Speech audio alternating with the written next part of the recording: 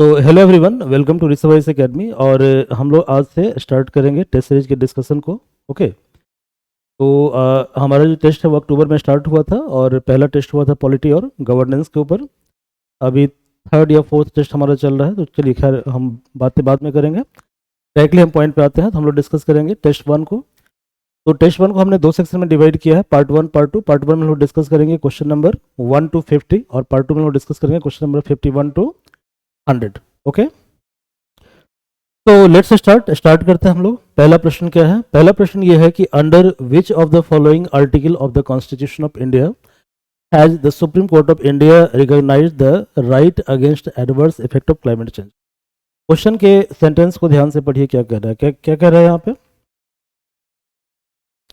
कह रहा है कि right against adverse effect of climate change. Clear है? ठीक है, यानी कि क्लाइमेट चेंज के कारण जो एडवर्स इफेक्ट होता है, ठीक है,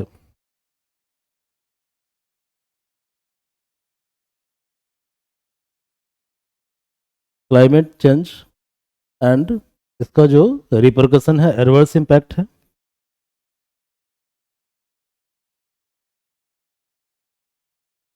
इससे हमारा कौन कौन सा राइट इफेक्ट होता है। आ रहा समझ में?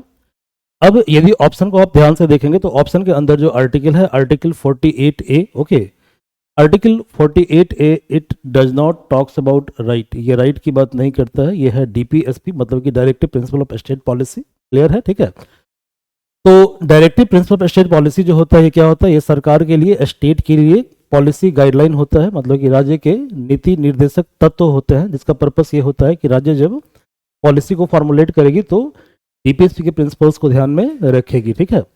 आर्टिकल 21 ये राइट की बात करता है, fundamental right, right to life and personal liberty. ठीक है, तो ये फंडामेंटल राइट की बात करता है। आर्टिकल 14 जो है ये भी फंडामेंटल राइट का आर्टिकल है और ये इक्वलिटी की बात करता है। क्लियर है? राइट टू इक्वलिटी की बात करता है।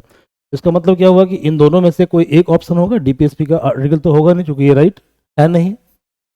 Okay, and rights are justiciable. Justiciable का मतलब ये होता है कि यदि क्लाइमेट चेंज हो रहा है, ठीक है, और उसके कारण हमारे हेल्थ के ऊपर, हमारे इकोसिस्टम के ऊपर, ठीक है, बैड इम्पैक्ट पड़ रहा है, तो इसका मतलब ये हुआ कि सरकार की ये ड्यूटी बनती है कि सरकार क्या करेगा, उस एडवर्स इम्पैक्ट से बचाने के लिए जो भी सुटेबल मैकेनिज्म उसको वो डेवलप करेगा। ये क्लियर है? और इस कॉन्सेप्ट को हम बोलते हैं कॉन्सेप्ट ऑफ जुडिशियल रिव्यू। ठीक है, समझिए चीजों को। कॉन्सेप्ट ऑफ जुडिशियल रिव्यू या डॉक्ट्रिन ऑफ जुडिशियल रिव्यू, और ये है आपका आर्टिकल नंबर 13। और इस आर्टिकल के तहत एक आर्टिकल है, आर्टिकल नंबर 32 और आर्टिकल नंबर 226। तो यदि क्लाइमेट चेंज के कारण हमारा हेल्थ कॉम्प्रोमाइज हो रहा है, हमारा कोई भी राइट क्या हो रहा है, ठीक है, हमारा कोई भी जो राइट है वो कॉम्प्रोमाइज हो रहा है, तो इस केस में क्या होगा? इस केस में सरकार की ये ड्यूटी बनती है कि सरकार क्या करेगा, हमारे उस राइट को प्रोटेक्ट करेगा। क्लियर है? ठीक है। तो आर्टिकल जुडिशियल रिव्यू का कॉन्सेप्ट ये कहता है कि यदि मान लीजिए आपका कोई फंडामेंटल राइट वायलेट हो रहा है, ठीक है, due to bad policy of government और due to no any policy made by the government, ठीक है, towards your life, safeguard of your life. Okay, तो इस केस में क्या होगा? इस केस में आप कोर्ट को अप्रोच कर सकते हैं, ठीक है, अंडर आर्टिकल 32 और अंडर आर्टिकल 226। दोनों के तहत, आर्टिकल 32 के तहत आप अप्रोच करेंगे सुप्रीम कोर्ट को और आर्टिकल 226 के तहत आप अप्रोच कर सकते हैं हाई कोर्ट को। और इन कोर्ट्स की ये रिस्पॉन्सिबिलिटी है कि ये कोर्ट क्या करेगा कि आपके राइट को इम्प्लीमेंट करने में, राइट को असर्ट करने में आपको हेल्प करेगा। ठीक है, मतलब सरकार के लिए गाइडलाइन को जारी करेगा। ठीक है, यहाँ तक कोई दिक्कत नहीं है। तो आर्टिकल 14 जो है, इसमें दो चीजें हैं, अब समझिए जरा इस चीज को। आर्टिकल 14 कुछ बातें मैं आपको यहाँ पे बता दूं, जब बाद में वो रिपीट होगा तो उसको हम लोग रिपीट नहीं करेंगे, तभी डिस्कशन हमारा फास्ट हो पाएगा। तो आर्टिकल 14 है right to equality. Right to equality, तो क्लाइमेट क्या है? क्लाइमेट जब है, ठीक है, क्लाइमेट जो है इक्विटेबल राइट है सभी का। Climate is equitable right. तो आर्टिकल 14 क्या होगा? राइट ऑप्शन होगा। और एडवर्स क्लाइमेट के कारण कहीं ना कहीं हमारा जो लाइफ है, मतलब हमारा जो हेल्थ है, वो कॉम्प्रोमाइज होता है। ठीक है, तो right to life and personal liberty,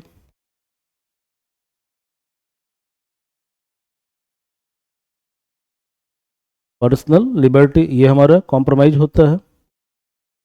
clear है? तो जब क्लाइमेट खराब होगा तो क्या होगा, राइट टू लाइफ हमारा कॉम्प्रोमाइज होगा।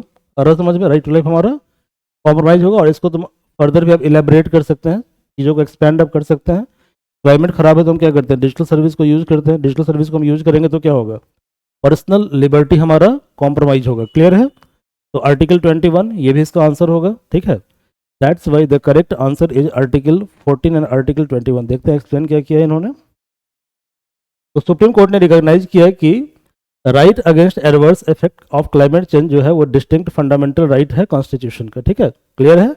ये नहीं कि सुप्रीम कोर्ट ने ये बोला कि भाई क्लाइमेट के कारण जो खराब असर हो रहा है, ठीक है, वो मतलब उस असर से बचाना, ठीक है, प्रोटेक्ट करना, ये सरकार की जिम्मेदारी है, जो कि वो इंडिविजुअल का फंडामेंटल राइट है। ठीक है, जो आर्टिकल 14A है ये डीपीएसपी का आर्टिकल है। ओके, और ये कहता है क्या कि स्टेट की ड्यूटी बनती है, स्टेट क्या करेगा, प्रोटेक्ट करेगा और इंप्रूव करेगा, इन्वायरमेंट को बचाएगा, सेफ गार्ड करेगा फॉरेस्ट और वाइल्ड लाइफ को। ठीक है, तो rights are recognise by article 14 that is called right to equality, and article 21 right to life and personal liberty. Personal liberty was added by Puttaswamy judgment. So earlier article 21 was right to life, personal liberty aspect was added by Puttaswamy judgment. जब polity आप पढ़ते हो तो वहाँ पे judgement को याद रखना बहुत ज़्यादा जरूरी है, क्योंकि judgements are Puttaswamy judgement. Okay, ये 17-18 में जजमेंट आया था, आधार केस हुआ था। ठीक है, उस केस में ये बोला गया कि भाई पर्सनल लिबर्टी यानी कि आपका जो डाटा वगैरह है, ठीक है, डाटा वगैरह, okay, right to life and personal liberty.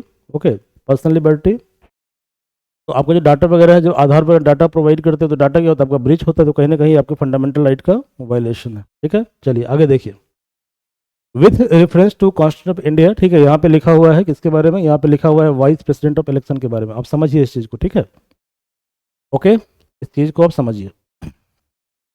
जो प्रेसिडेंट और वाइस प्रेसिडेंट का इलेक्शन होता है, क्लियर है, उसको लेकर जो भी डिस्प्यूट होता है, गुड, उस डिस्प्यूट को डिस्प्यूट के बारे में, ठीक है, डिसीजन लेने वाला जो फाइनल अथॉरिटी होता है वो होता है supreme Court of India. Clear है? तो dispute regarding election of president and vice president, okay, इसको लेकर जो डिसाइड करेगा वो कौन अथॉरिटी होगा, सुप्रीम कोर्ट ऑफ इंडिया होगा। पार्लियामेंट के पास ये पावर है कि पार्लियामेंट क्या कर सकता है कि एनी काइंड ऑफ इलेक्शन, ठीक है, इलेक्शन चाहे लोकसभा का हो, राज्यसभा का हो, स्टेट लेजिस्लेटिव असेंबली का हो, ठीक है, प्रेसिडेंट का हो, वाइस प्रेसिडेंट का हो, ठीक है, उस इलेक्शन को बाय लॉ क्या कर सकता है, वो रेगुलेट कर सकता है, बाय लॉ उसके पैटर्न को चेंज कर सकता है। ठीक है, क्लियर है? यानी कि पार्लियामेंट के पास लेजिस्लेटिव एस्पेक्ट है। ठीक है, और इलेक्शन ऑफ वाइस प्रेसिडेंट, तो जैसे मान लीजिए कि इलेक्टोरल कॉलेज क्या होता है, इसको हम जरा समझते हैं। ठीक है, तो इलेक्टोरल कॉलेज का कॉन्सेप्ट ये होता है कि जो भी पार्टिसिपेट करता है किसी इंडिविजुअल के इलेक्शन में, उसको बोलते हैं इलेक्टोरल कॉलेज। तो इलेक्टोरल कॉलेज जो होता है, इसका मतलब होता है, ठीक है, इलेक्टोरेट, ठीक है, इलेक्टोरल लिस्ट आप एक तरह से कह सकते हो। तो जो वाइस प्रेसिडेंट का इलेक्शन है उसमें पार्टिसिपेट करते हैं members of Lok Sabha and Rajya Sabha. ध्यान रखिएगा, ठीक है, members of Lok Sabha and Rajya Sabha, यानी कि इलेक्टोरल कॉलेज यहाँ पे क्या हो गया, member of Lok Sabha and Rajya Sabha. किन्हीं कारणों से लोकसभा और राज्यसभा के अंदर जितने मेंबर हैं, ठीक है, उस मेंबर का सीट क्या है, वैकेंट है। ठीक है, मान लीजिए कुछ देर के लिए कि सीट 1000 चाहिए, ओके, और किन्हीं कारणों से जो है सिर्फ 700 मेंबर अवेलेबल है और 300 मेंबर एब्सेंट। ठीक है, यानी कि 300 मेंबर के वैकेंसी के कारण इलेक्शन को आप इनवैलिड डिक्लेयर नहीं कर सकते हैं। ठीक है, तो वैकेंसी डज नॉट इफेक्ट, ठीक है, द नेचर ऑफ इलेक्शन। समझ में आ रहा है? अब पढ़िए ध्यान से। तो पहला ऑप्शन क्या है, पहला ऑप्शन यह है कि all doubt and dispute regarding election of vice president are to be decided by Election Commission of India. ये ऑप्शन गलत हो गया। ठीक है, ये डिसाइड किया जाता है सुप्रीम कोर्ट ऑफ इंडिया के द्वारा, न कि इलेक्शन कमीशन ऑफ इंडिया के द्वारा। Parliament does not have any authority, parliament have authority, parliament does not have any authority, तो ये भी गलत हो गया। Parliament have authority to regulate, okay, matter related to election of vice president, election of vice president can not called in question on ground of any vacancy, ठीक है, among the member of electoral college, यानी electoral college जो है, ठीक है, यानी कि जो पार्टिसिपेट कर रहे हैं इलेक्शन के अंदर उनकी जितनी संख्या उससे संख्या कम हो गई, ठीक है, तो ये ग्राउंड नहीं होगा, ठीक है, प्रेसिडेंट के इलेक्शन को क्वेश्चनिंग करने का, ठीक है। तो how many of this are right, तो only this one is right, this is wrong and this is wrong. हम पढ़ लेते हैं सॉल्यूशन क्या है। तो सॉल्यूशन में दिया हुआ कि आर्टिकल 71 जो इंडियन कॉन्स्टिट्यूशन का होता है, भारतीय संविधान का, ओके, अच्छा, पार्ट 5 का मतलब क्या होता है, हमारा जो संविधान है उसको 25 पार्ट में डिवाइड किया गया है, मतलब ओरिजिनल 22 था, लेटर 3 पार्ट वाज एडेड। तो पांचवा जो पार्ट है वो बात करता है सेंट्रल एग्जीक्यूटिव के बारे में, ओके। तो वाइस प्रेसिडेंट क्या है, मेंबर है सेंट्रल एग्जीक्यूटिव का, ओके। तो आर्टिकल 71 और पार्ट 5 ये डील करता है मैटर रिलेटिंग टू और connected to election of president and vice president. तो जो भी डाउट होगा और डिस्प्यूट होगा that is arising due to election of president and vice president, that is inquired into, उसकी इंक्वायरी कौन करेगा और उसका डिसीजन कौन लेगा, सुप्रीम कोर्ट, जिसका डिसीजन क्या होगा, फाइनल और बाइंडिंग होगा। स्टेटमेंट 2 क्या, तो स्टेटमेंट 1 क्या हो गया, इनकरेक्ट हो गया, ठीक है। स्टेटमेंट 2, तो आर्टिकल 71 ही जो है कॉन्स्टिट्यूशन का वो ये कहता है कि पार्लियामेंट के पास ये पावर है, ठीक है, कि पार्लियामेंट में बाई लॉ, मतलब कि प्रॉपर लॉ के द्वारा रेगुलेट कर सकता है any matter that is related to और connected with the election of president और वाइस प्रेसिडेंट। तो ये भी स्टेटमेंट क्या होगा, गलत होगा, क्योंकि वहां पे क्या कह रहा है कि पार्लियामेंट रेगुलेट नहीं कर सकता है, ठीक है, जबकि पार्लियामेंट रेगुलेट कर सकता है, तो ये स्टेटमेंट भी गलत हो गया। थर्ड है कि यदि किसी पर्सन का इलेक्शन होता है एज ए प्रेसिडेंट और वाइस प्रेसिडेंट तो उसको क्वेश्चन नहीं कर सकते हैं इस ग्राउंड के आधार पे कि there was vacancy of electoral for whatever reason, ठीक है, तो यानी कि वैकेंसी के आधार पे इलेक्शन को डिक्लेयर क्वेश्चन नहीं कर सकते, ठीक है। अगला क्वेश्चन है, इसमें से कौन सा बॉडी है इंडिया के अंदर जिसको हेड किया जाता है इंडिविजुअल के द्वारा, लेकिन वो इंडिविजुअल उस बॉडी का मेंबर नहीं होता, ठीक है। तो लोकसभा का हेड कौन होता है, Lok Sabha is headed by speaker, and speaker बनने के लिए आपको क्या करना पड़ता है, आपको लोकसभा का मेंबर बनना पड़ता है, तो ये ऑप्शन तो होगा नहीं। राज्यसभा का हेड होता है चेयरमैन, और इसका चेयरमैन होता है कौन, इसके चेयरमैन होते हैं वाइस प्रेसिडेंट ऑफ इंडिया। तो वाइस प्रेसिडेंट ऑफ इंडिया जो है, ठीक है, is x official chairman of Rajya Sabha, ठीक है, पहली बात तो ये है।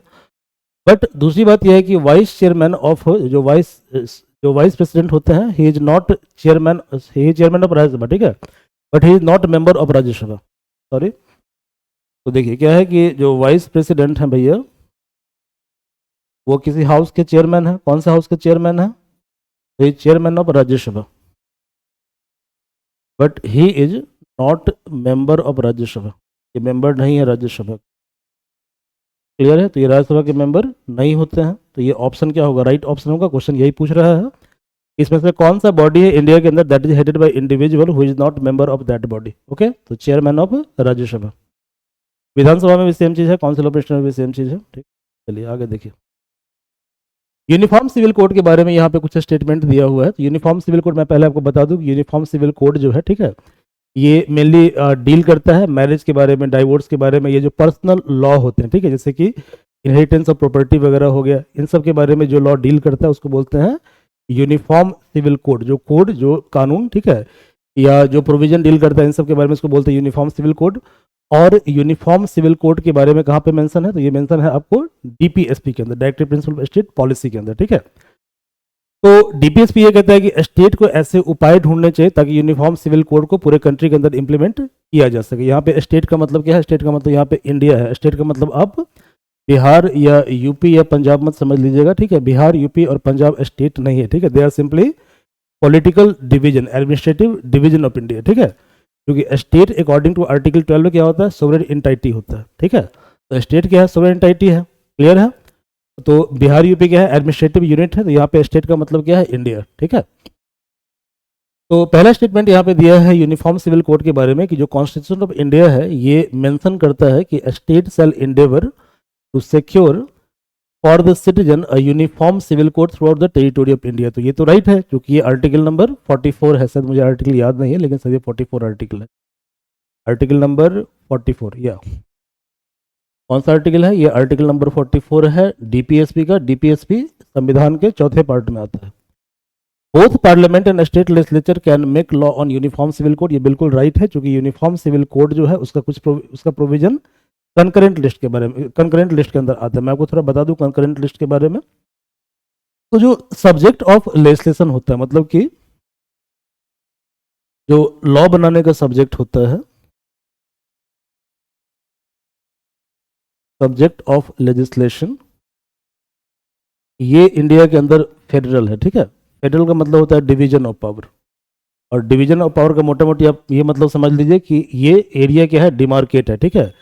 यानी जो सब्जेक्ट ऑफ लेजिस्लेशन है इसको हमने 3 पार्ट में डिमार्केट किया है, अलग अलग किया है, ठीक है। तो पहला लिस्ट हमने बनाया है यूनियन लिस्ट। अब यूनियन लिस्ट के अंदर जो सब्जेक्ट होगा उसके ऊपर लेजिस्लेट करने के लिए जो एक्सक्लूसिव अथॉरिटी है वो है पार्लियामेंट, यानी कि पार्लियामेंट के अलावा अदर कोई भी अथॉरिटी यूनियन लिस्ट के ऊपर लॉ नहीं बना सकती है, ओके। सेकंड क्या है, स्टेट लिस्ट। तो स्टेट लिस्ट पर लॉ बनाने का एक्सक्लूसिव राइट जो है वो स्टेट का है, स्टेट का है। बट यहाँ पे ध्यान रखने की जरूरत यह है कि कुछ अनएक्सेप्शनल केस के अंदर स्टेट लिस्ट के ऊपर लेजिस्लेट किया जा सकता है सेंटर के द्वारा, ठीक है। नॉर्मल सिचुएशन में क्या होता है कि स्टेट लॉ स्टेट बनाता है, और एक होता है कनकरेंट लिस्ट। तो इसमें जो भी सब्जेक्ट होते हैं उस सब्जेक्ट पे लॉ बनाने का राइट सेंटर और स्टेट दोनों को होता है, और जब दोनों में क्या होगा, कॉन्फ्लिक्ट होगा, विवाद होगा, तो इस केस में सेंटर का लॉ जो है वो प्रिवेल करेगा, ठीक है। इसमें यूपीएससी क्वेश्चन भी पूछा है, 2018 के मेंस में क्वेश्चन आया था कि जब कोविड-19 हमारे यहाँ आया था उस समय स्टेट के द्वारा कोविड को टैकल किया जा रहा था एपिडेमिक एक्ट के द्वारा, और सेंटर कोविड को टैकल कर रही थी डिजास्टर मैनेजमेंट एक्ट के द्वारा, ठीक है। तो उस समय क्या हुआ, केरला और सेंटर दोनों में कॉन्फ्लिक्ट हो गया, केरला स्टेट और इसके बीच में, ओके। उसी पे ये क्वेश्चन पूछा था कि भाई दोनों में कौन सा एक्ट प्रिवेल करेगा और कैसे फेडरलिज्म को ये वायलेट करता है, तो ये कॉन्सेप्ट है, ठीक है। ये आपको समझ में शायद आ गया होगा। तो क्या कह रहा है कि both parliament and state legislature can make law on uniform civil code, क्योंकि यूनिफॉर्म सिविल कोड का जो सब्जेक्ट है वो कंकरेंट लिस्ट का पार्ट है, ठीक है। दैट्स पे दोनों इस पे लॉ बना सकता है, ठीक है। पर्सनल लॉ जैसे कि मैरिज हो गया, डाइवोर्स हो गया, these are part of concurrent list under the 7th schedule of constitution. हाँ, मैं आपको एक बात और बता दूं कि हमारा जो संविधान है उसके अंदर टोटल 12 शेड्यूल है, ओरिजिनली 8 शेड्यूल था। तो जो 7th शेड्यूल है ये बात करता है डिवीजन ऑफ पावर के बारे में, और डिवीजन ऑफ पावर का मतलब होता है कि there are 3 list of subject of legislation, ठीक है। तो जो पर्सनल लॉ है जैसे मैरिज और divorce, they are part of concurrent list under the 7th schedule, okay. तो ये भी राइट है, 7th शेड्यूल के अंदर आता है। तो एक बार हम लोग सॉल्यूशन पढ़ लेते हैं क्या क्या इसमें सॉल्यूशन दिया हुआ है। तो कह रहा है कि स्टेटमेंट 1 करेक्ट है, क्योंकि स्टेट सेल इंडेवर ऐसा लिखा हुआ है आर्टिकल 44 के अंदर। स्टेटमेंट 2 और 3 भी करेक्ट है। क्यों करेक्ट है, क्योंकि पर्सनल लॉ जो होता है, ठीक है, they are under entry 5 of list 3। जैसे कि जो लिस्ट 3 का मतलब कंकरेंट लिस्ट, लिस्ट 3 का मतलब कंकरेंट लिस्ट। तो कंकरेंट लिस्ट में क्या होता है, बहुत सारा सब्जेक्ट होता है। तो सब्जेक्ट में जो एंट्री नंबर 5 है, ठीक है, 5 नंबर एंट्री है, ओके। ये बात करता है किसके बारे में, तो ये बात करता है यूनिफॉर्म सिविल कोड से लेकर जितने भी एस्पेक्ट होते हैं संबंधित, मैरिज डाइवोर्स वगैरह वगैरह, ठीक है, इनके बारे में बात करता है, ठीक है। तो एंट्री 5 जो कंकरेंट लिस्ट का है 7th शेड्यूल के अंदर, ओके, वो बात करता है इसके बारे में। तो दैट्स वाई सेंट्रल स्टेट दोनों को ये पावर है कि दोनों क्या करेगा, दोनों इस पर लॉ बना सकता है, ठीक है, दोनों लॉ बना सकता है। ये एंट्री नंबर 5 है। एंट्री नंबर 5 क्या है, मैरिज डाइवोर्स, ये सब जो कानून होते हैं ये संबंधित होते हैं यूनिफॉर्म सिविल कोड से, ठीक है। इन्फेंट हो गया, माइनर हो गया, एडॉप्शन, विल्स, ठीक है, succession, joint family, partition, okay. तो ये सब जो मैटर यूनिफॉर्म सिविल कोड के अंदर आते हैं, ये एंट्री नंबर 5 है। आप जाकर चेक कर सकते हैं, ठीक है।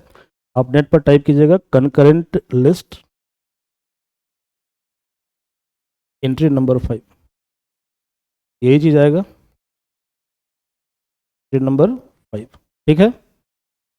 अब बताइए ऑप्शन क्या क्या राइट होगा। तो पहला ऑप्शन क्या है, पहले तो राइट था। सेकंड क्या है, both parliament state legislature can make law on uniform civil code, बिल्कुल राइट है। Personal law subject like marriage and divorce are part of concurrent list under the 7th schedule of constitution of India, ये भी right है। इसका option क्या होगा, option होगा इसका 1 2 3। तो 1 2 3 इज राइट आंसर, क्लियर है, 1 2 3 इज राइट आंसर। अगला प्रश्न क्या है देखिए, with reference to constitution of India, यहाँ पे कुछ स्टेटमेंट दिया हुआ है। Creation of all India judicial service does not require amendment of constitution under article 368, okay. Motion for the introduction of constitutional amendment bill जो है ये डिसाइड किया जाता है majority of not less than 2/3 of member of the house present and voting. Okay, president must give his assent to constitutional amendment bill seeking the extent of executive power of, मतलब कि आप union के executive power को बढ़ाना चाहते हैं, ठीक है. तो इस केस में प्रेसिडेंट क्या करेगा, इस पर्टिकुलर बिल पर अपना एसेंट देगा ही देगा, ठीक है. तो पहले हम थोड़ा जान लेते हैं कॉन्स्टिट्यूशनल अमेंडमेंट बिल के बारे में. हमारा जो संविधान है, ठीक है, उसे अमेंड करने का राइट सिर्फ और सिर्फ पार्लियामेंट के पास है. तो जो आर्टिकल 368 है ये पार्लियामेंट को एम्पावर करता है to amend the constitution, to amend the constitution. संविधान को अमेंड करने का राइट देता है, प्रोवाइड करता है, ठीक है. अब क्वेश्चन आता है कि क्या पावर एब्सोल्यूट है, ठीक है. तो वाकई पहले ये पावर क्या था, एब्सोल्यूट था, लेकिन बाद में इसको लेकर काफ़ी ज़्यादा कॉन्फ्लिक्ट हो गया सेंट्रल स्टेट के बीच में. ओके, तो अल्टीमेटली एक केस होता है, उस केस का नाम है केशवानंदा भारती जजमेंट.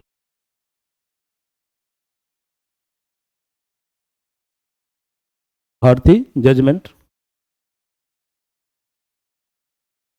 और ये केस होता है 1973 में. और इस केस के अंदर सुप्रीम कोर्ट के द्वारा एक नए तरह के डॉक्ट्राइन को इवॉल्व किया जाता है. उस डॉक्ट्राइन का नाम है डॉक्ट्राइन मतलब theory, doctrine of basic feature of constitution और बेसिक स्ट्रक्चर ऑफ कॉन्स्टिट्यूशन.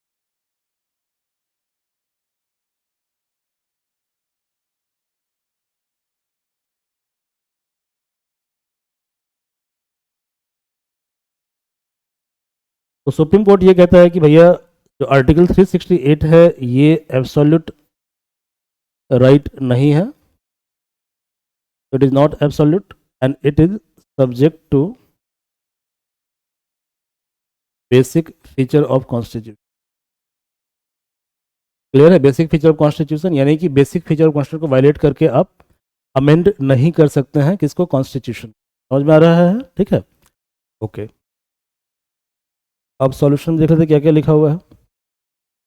तो कह रहा है कि जो ऑल इंडिया जुडिशल सर्विस है, तो पहले हाँ एक चीज़ और यहाँ पे जान लीजिए, जो ऑल इंडिया सर्विस होता है, ओके, उसको क्रिएट करने का राइट होता है राज्यसभा के पास. किसके पास होता है, ऑल इंडिया सर्विस जो होता है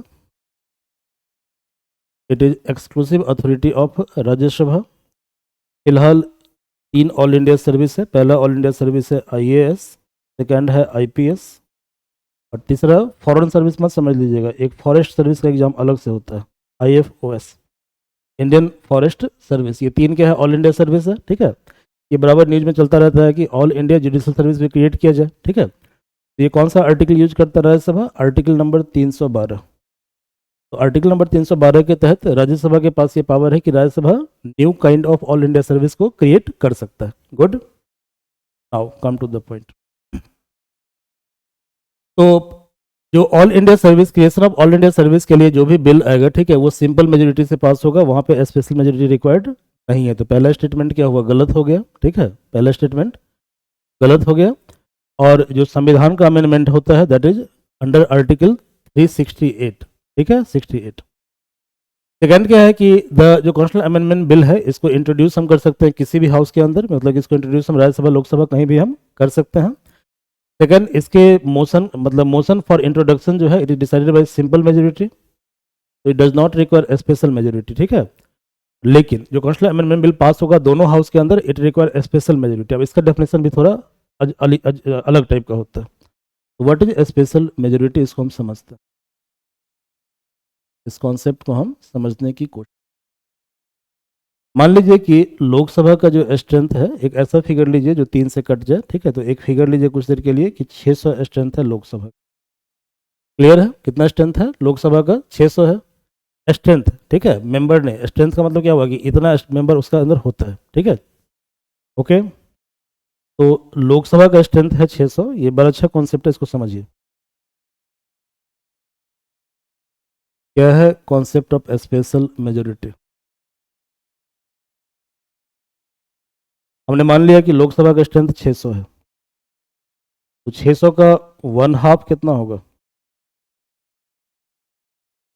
300. और मान लीजिए कि जब कॉन्स्टिट्यूशनल अमेंडमेंट बिल लाया गया है उस समय लोकसभा के अंदर जो नंबर ऑफ मेंबर प्रेजेंट हैं, ओके, वो 399 है। कितना है? 399। हम डिवाइड कर देते हैं 2/3 से, 3 से मल्टीप्लाई कर दीजिए, 133।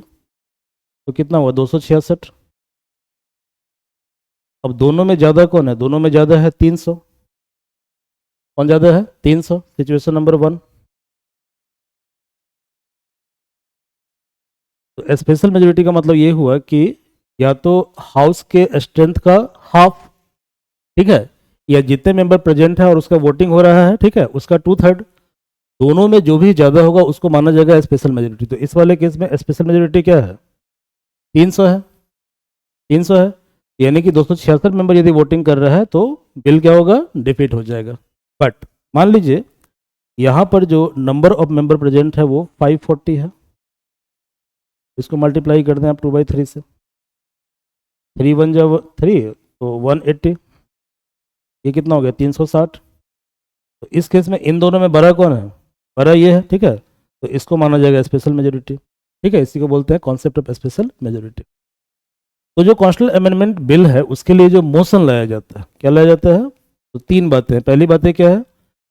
जो आर्टिकल 368 है इसके तहत कॉन्स्टिट्यूशनल अमेंडमेंट बिल आता है। मोशन लाने के लिए सिंपल मेजोरिटी चाहिए।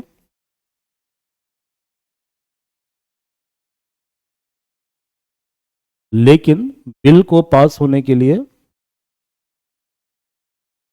It require special majority. और स्पेशल मेजोरिटी का मतलब क्या होता है कि हाउस के स्ट्रेंथ का हाफ और member of present and voting का 2/3, दोनों में जो भी ज़्यादा होगा उसी को माना जाएगा स्पेशल मेजोरिटी। ठीक है, अब ऑप्शन को ध्यान से आप पढ़ें। ठीक है, यही यहाँ पे लिखा हुआ है कहानी। तो creation of all India service judicial service does not require amendment of the constitution under article 368। Okay, motion for the introduction of constitutional amendment bill are decided by majority of not less than 2/3 of member present and voting। तो ये गलत हो गया, ये special majority हो गया। ठीक है, it is not simple majority, तो ये गलत ऑप्शन हो गया। President must give his assent to constitutional amendment bill seeking the extent of executive power. तो ये भी गलत है। ठीक है, ये भी गलत है। ठीक है, अगला क्या देखिए, with reference to office of governor. यहाँ पे कुछ स्टेटमेंट दिया हुआ है गवर्नर के ऑफिस के बारे में। ठीक है, गवर्नर के ऑफिस के बारे में, इसको थोड़ा सा हम पहले समझते हैं गवर्नर के बारे में। ठीक है, तो पहले हम थोड़ा गवर्नर के बारे में बात कर लेते हैं। जो आर्टिकल 163(2) है, ओके, ये कहता है कि गवर्नर के पास डिस्क्रिप्शन है। ठीक है, गवर्नर के पास डिस्क्रिप्शन है एक्ट करने का, यानी कि गवर्नर का जो डिस्क्रिप्शनरी पावर है वो प्रेसिडेंट के डिस्क्रिप्शनरी पावर से ज़्यादा होता है। ठीक है, तो डिस्क्रिप्शन है एक्ट करने का और उसका जो डिसीजन है डिस्क्रिप्शन, उसको क्वेश्चन नहीं किया जा सकता। ठीक है, तो matter fall under governors description is क्या कहते हैं, मोर देन प्रेसिडेंट। ओके, इसके बाद देखो आर्टिकल 200 ऑफ कॉन्स्टिट्यूशन ये कहता है कि governor must reserve the bill for president if his opinion the bill jeopardise the power and authority of high court. यदि आपको लगता है कोई बिल स्टेट लेजिस्लेचर के द्वारा लाया गया, ठीक है, और वो बिल क्या कर रहा है कि हाई कोर्ट के पावर को चैलेंज कर रहा है या हाई कोर्ट के पावर को कॉम्प्रोमाइज कर रहा है, तो इस केस में गवर्नर क्या करेगा कि उस पर्टिकुलर बिल को रिजर्व कर लेगा, उसको भेज देगा प्रेसिडेंट के पास फॉर कंसिडरेशन। ठीक है, ये स्टेटमेंट राइट है, ये आर्टिकल 200 कहता है। ठीक है, आर्टिकल 200 कहता है। इसके अलावा जब मनी बिल को प्रेजेंट किया जाएगा गवर्नर के पास, तो he may give his assent, withhold his assent और reserve the bill for presidential consent but can not return the bill for reconsideration. ठीक है, यानी मनी बिल के केस में क्या करेगा, वो 3 चीजें करेगा। तो मनी बिल के केस में क्या करेगा, या तो वो अपना एसेंट दे देगा, या एसेंट को विथहोल्ड कर देगा, या बिल को रिजर्व कर लेगा प्रेसिडेंट के एसेंट के लिए, बट रिकंसिडरेशन के लिए दोबारा हाउस को वो नहीं भेज सकता है बिल को। ठीक है, कौन से बिल को? मनी बिल को। और कॉन्स्टिट्यूशन ने जो है ग्राउंड को स्पेसिफाई नहीं किया है कि क्या कहते हैं किसी बिल के ऊपर जो है अपना कंसेंट वो क्यों नहीं देगा। ठीक है, तो अब जो ग्राउंड है उसको क्लियर नहीं करेगा गवर्नर कि किस कारण से वो बिल पे एसेंट अपना नहीं दे रहा है। ठीक है, ओके, अब पढ़िए स्टेटमेंट क्या क्या है। तो पहला है कि governor has authority to decide what matters are within his description. तो ये स्टेटमेंट बिल्कुल राइट है। ठीक है, इफ अ बिल जियोपार्डाइज का मतलब होता है हार्म करना। ठीक है, harm the high courts constitutionally guaranteed power an authority governor must reserve the bill for president, तो ये भी राइट है। Governor can not reserve a money bill for consideration of the president, ये गलत स्टेटमेंट है, गवर्नर रिजर्व कर सकता है, ठीक है। तो गवर्नर मनी बिल के केस में क्या क्या कर सकता है, तो सिर्फ वो नहीं कर सकता है, क्या नहीं कर सकता उसको याद रखो, रेस्ट अपने आप याद हो जाएगा, ठीक है। तो सिर्फ वो रिकंसिडरेशन के लिए वापस नहीं भेज सकता है स्टेट लेजिस्लेचर को, अदरवाइज सारा कुछ वो कर सकता है। तो रिकंसिडरेशन टू स्टेट लेजिस्लेचर ये वो नहीं कर सकता, बाकी सारा कुछ वो कर, समझ में आ रहा है। Constitution of India does not mention the ground on which governor may withhold his assent to bill, तो ये भी राइट है, ठीक है, ये भी राइट है। तो 3 गलत है, ठीक है, 3 गलत है तो क्या होगा 1 2 4।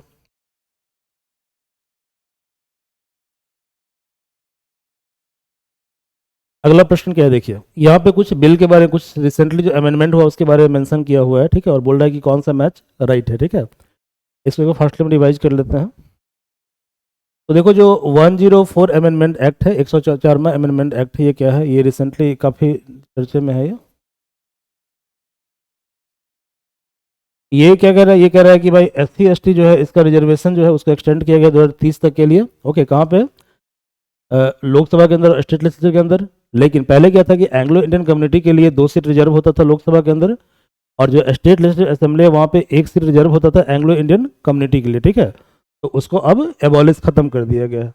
तो 104th अमेंडमेंट एक्ट जो है वो SC ST के रिजर्वेशन को कंटिन्यू किया है कब तक, 2030 तक के लिए, कहाँ पे, स्टेट लेजिस्लेचर और लोकसभा के अंदर।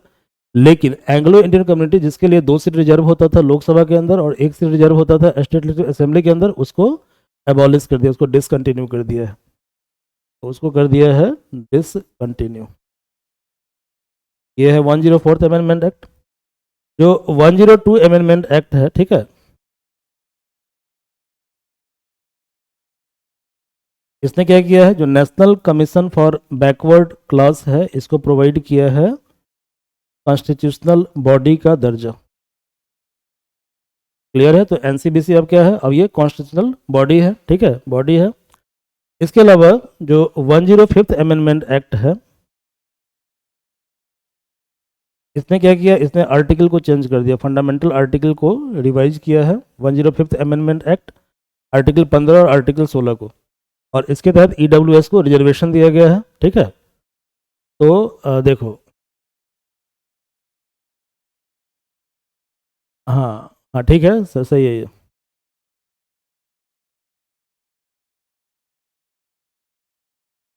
सॉरी,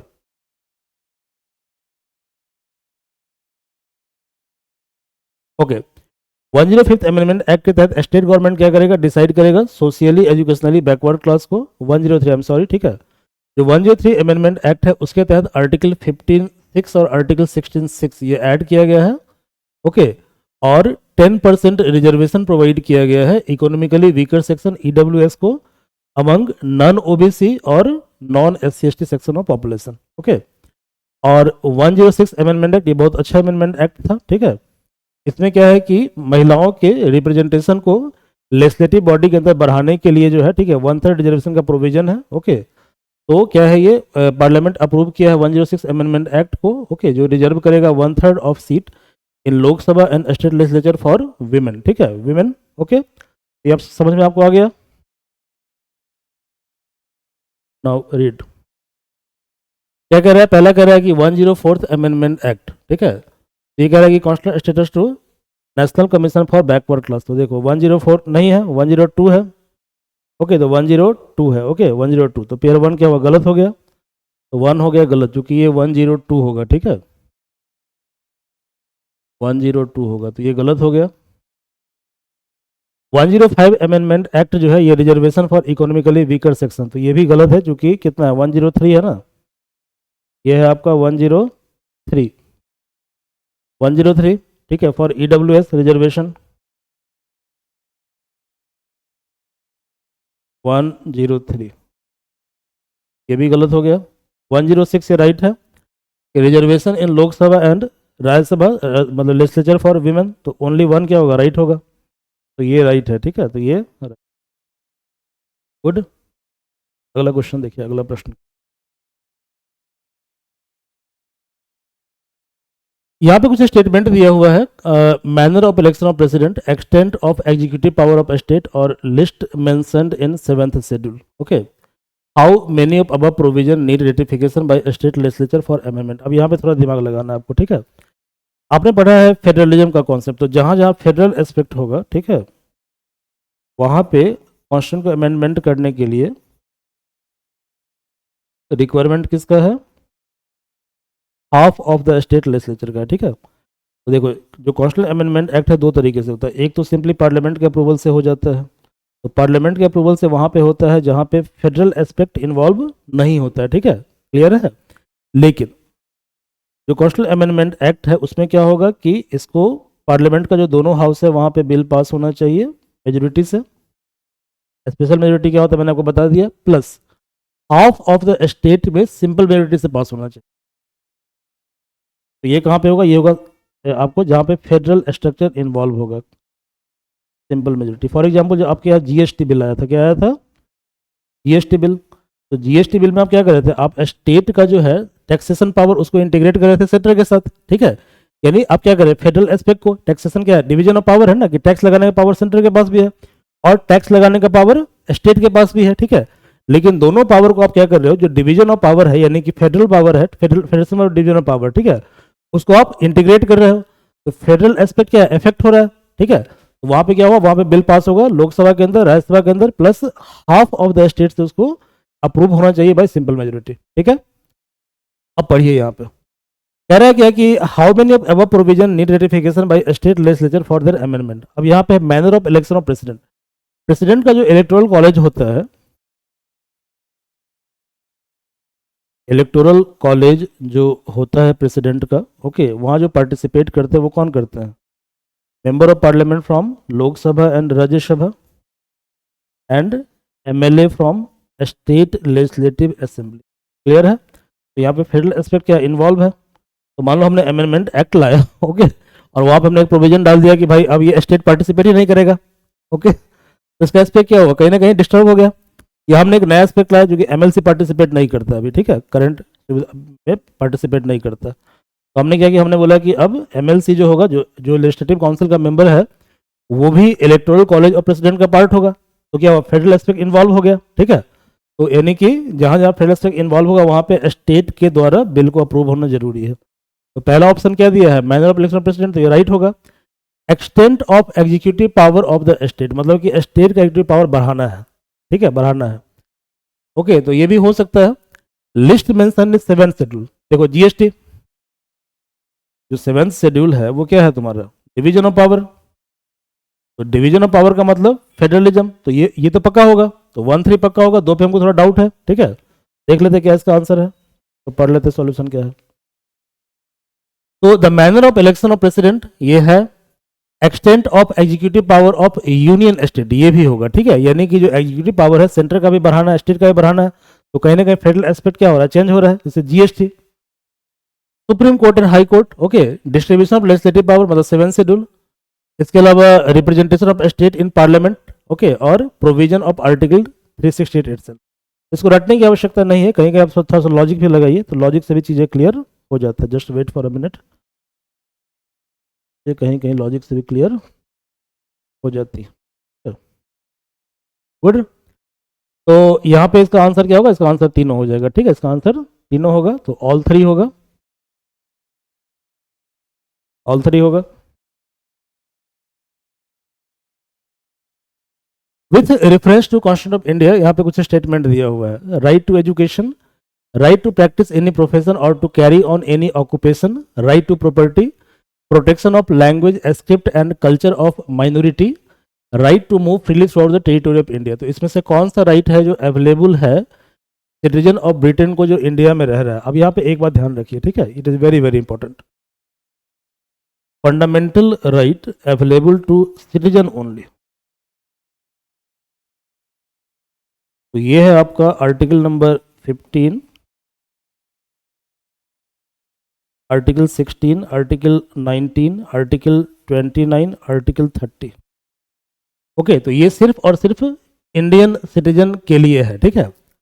अब यहाँ पे लिखा है राइट टू एजुकेशन, तो राइट टू एजुकेशन क्या है, आर्टिकल 21A, 21A, ठीक है। तो यानी ये अवेलेबल होगा ब्रिटिश सिटीजन के लिए, मतलब इन आर्टिकल्स को छोड़कर जितने भी आर्टिकल है उसके तहत जो भी राइट्स हैं, okay, they are available to both Indian as well as Britishers. मतलब ब्रिटिशर्स यानी कोई foreigner, not only Britishers, foreigner. तो आर्टिकल 21A ये राइट है, ठीक है, राइट है। Right to practice any profession और कैरी ऑन एनी ऑक्यूपेशन, ये आर्टिकल 19 में आता है। किसमें आता है? आर्टिकल 19 में आता है। तो it is exclusively for Indians, तो ये राइट नहीं है। राइट टू प्रॉपर्टी, तो right to property fundamental right नहीं है, ठीक है, ये फंडामेंटल राइट नहीं है, तो यानी ये राइट भी होगा, प्रॉपर्टी वो खरीद सकता है, ठीक है, प्रॉपर्टी वो खरीद सकता है। इसको छोड़कर 15, 16, 19, 29, 30 क्लियर है। Protection of language, script and culture of minority, ठीक है, ये हो गया आपका माइनॉरिटी राइट, तो ये आर्टिकल 29, 30 हो गया। और राइट टू मूव फ्रीली, तो ये आर्टिकल 19 हो गया। यानी सिर्फ और सिर्फ जो है ये दोनों राइट अवेलेबल है, राइट 1 और 3। तो 1 और 3 का मतलब क्या हुआ? ओनली 2, ओनली 2, ठीक है। पढ़ लेते हैं सॉल्यूशन क्या दिया हुआ है, देखिए।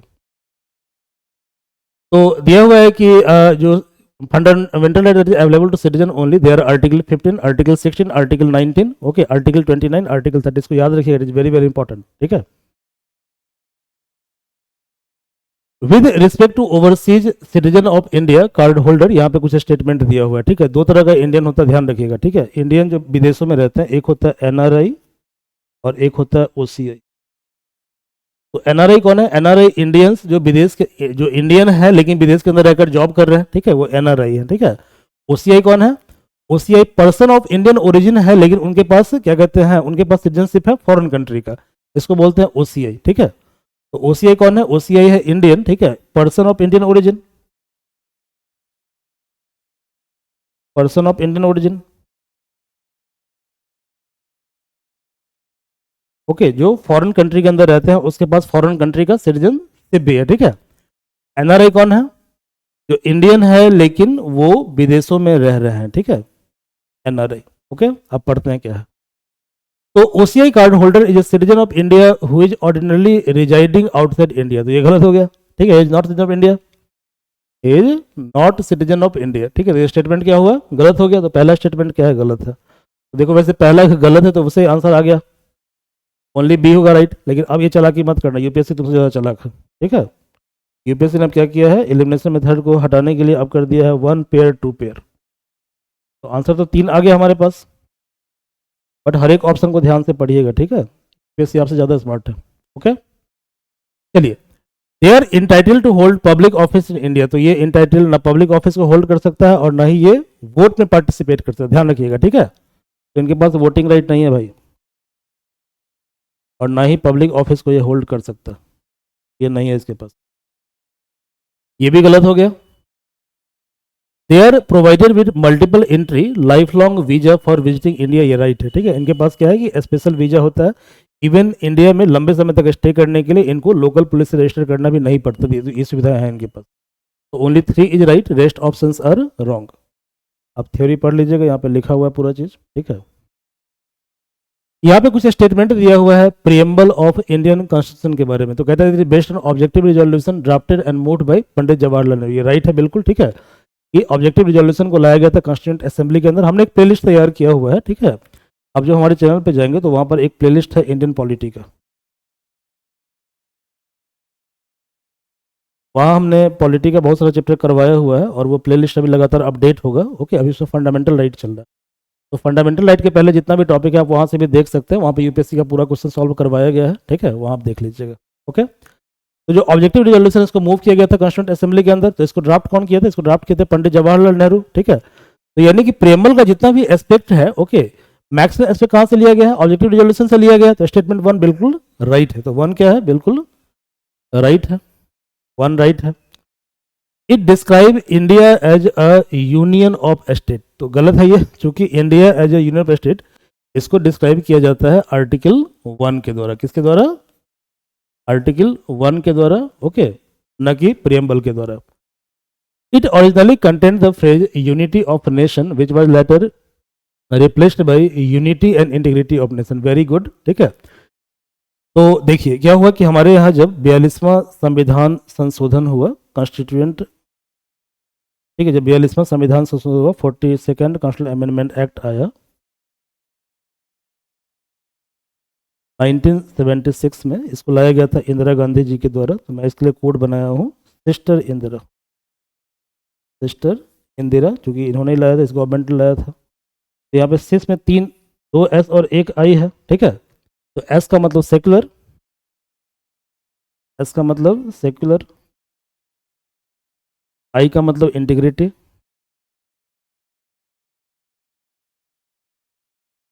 और एस का मतलब सोशलिस्ट। तो इस तीन वर्ड को इंदिरा गांधी गवर्नमेंट के द्वारा ऐड किया गया, ठीक है। तो हमारा जो ओरिजिनल प्रियम्बल है उसके अंदर वर्ड क्या लिखा है, वर्ड लिखा हुआ है unity of the nation, okay. लेकिन ये क्या हुआ, 42nd अमेंडमेंट एक्ट के बाद अपडेट हो गया, चेंज हो गया, और ये हो गया unity and integrity of the nation. कैसे हो गया, कब हो गया, तो by 42nd constitutional amendment act 1976। तो ये स्टेटमेंट भी राइट है, ठीक है, और ये भी राइट है। In the Berubari union case the supreme court held that preamble to be part of constitution. गलत है, ठीक है। बेराबारी केस में सुप्रीम कोर्ट ने ये बोला था कि preamble is not part of constitution. इस केस को हम समझ लेते हैं, केस क्या है, it is very very important. Berubari union case देखिए, ये भारत देश का मैप है, ठीक है, रफ मैप। यहाँ पर है बेराबारी यूनियन, एक टेरिटोरी था, ठीक है, टेरिटोरी था, और इसको 1960 में ट्रांसफर करना था India to east Pakistan.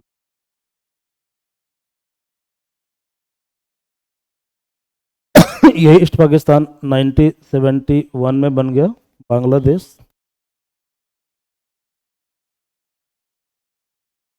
Bangladesh, ठीक है।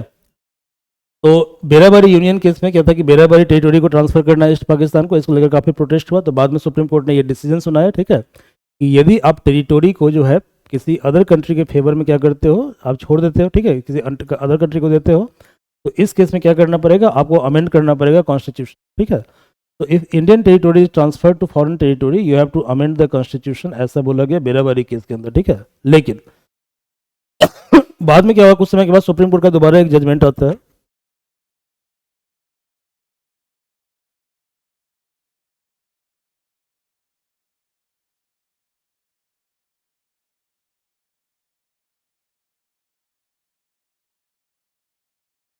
नाइनटीन 69 में, उस ऑर्डर में बोला जाता है कि देखो, जब फॉरेन टेरिटोरी को ट्रांसफर करेंगे तो क्या करना पड़ेगा, हमें अमेंड करना पड़ेगा कॉन्स्टिट्यूशन को अंडर आर्टिकल 368। जब क्या करना है, इसी को बोलते हैं बेराबारी यूनियन केस, बेरूबारी, यही जगह है बेरूबारी यूनियन। तो इसी केस में ये भी बोला गया कि preamble is not part of constitution, preamble संविधान का हिस्सा नहीं है, ठीक है। 1969 ये क्वेश्चन है टेस्ट में शायद, ऑर्डर सुप्रीम कोर्ट का आया, उसमें ये बोला गया कि आप जब बॉर्डर सेटलमेंट करते हो किसी कंट्री के साथ, it does not require amendment of constitution, ठीक है। अब आइए पॉइंट पे। In the Berubari union case the supreme court held that preamble to be integral part of constitution. तो ये गलत है, बेराबारी में नहीं बोला था। तो 1-3 राइट है, तो only 2 is right.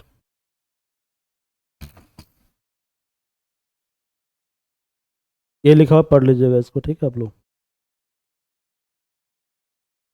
With reference to preventive detention, समझिए जरा इस चीज को, बहुत अच्छा है ये, ठीक है, समझिए। डिटेंशन दो तरह का होता है। तो डिटेंशन के बारे में मेंशन है आर्टिकल 22 में। कौन सा आर्टिकल, 22।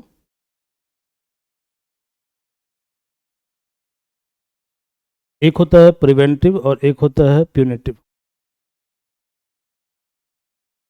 प्रिवेंटिव का मतलब आपको डर है कि पर्सन जो है वो गलत एक्टिविटी करने वाला है, तो आपने क्या किया कि जैसे वो गलत काम करने वाला था आपने पहले अरेस्ट कर लिया। अभी इलेक्शन का समय है तो पुलिस क्या करती है कि डाउट के आधार पर लोगों को अरेस्ट कर लेती है, क्योंकि उस पर्सन पर डाउट होता है।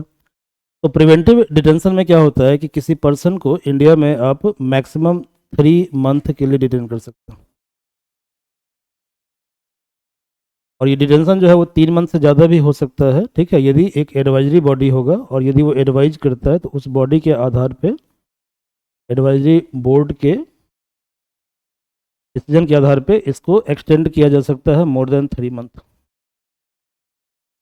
ठीक है, प्यूनिटी में क्या होता है कि आपने कोई क्राइम कर लिया है तो विदिन 24 आवर, क्राइम के विदिन 24 आवर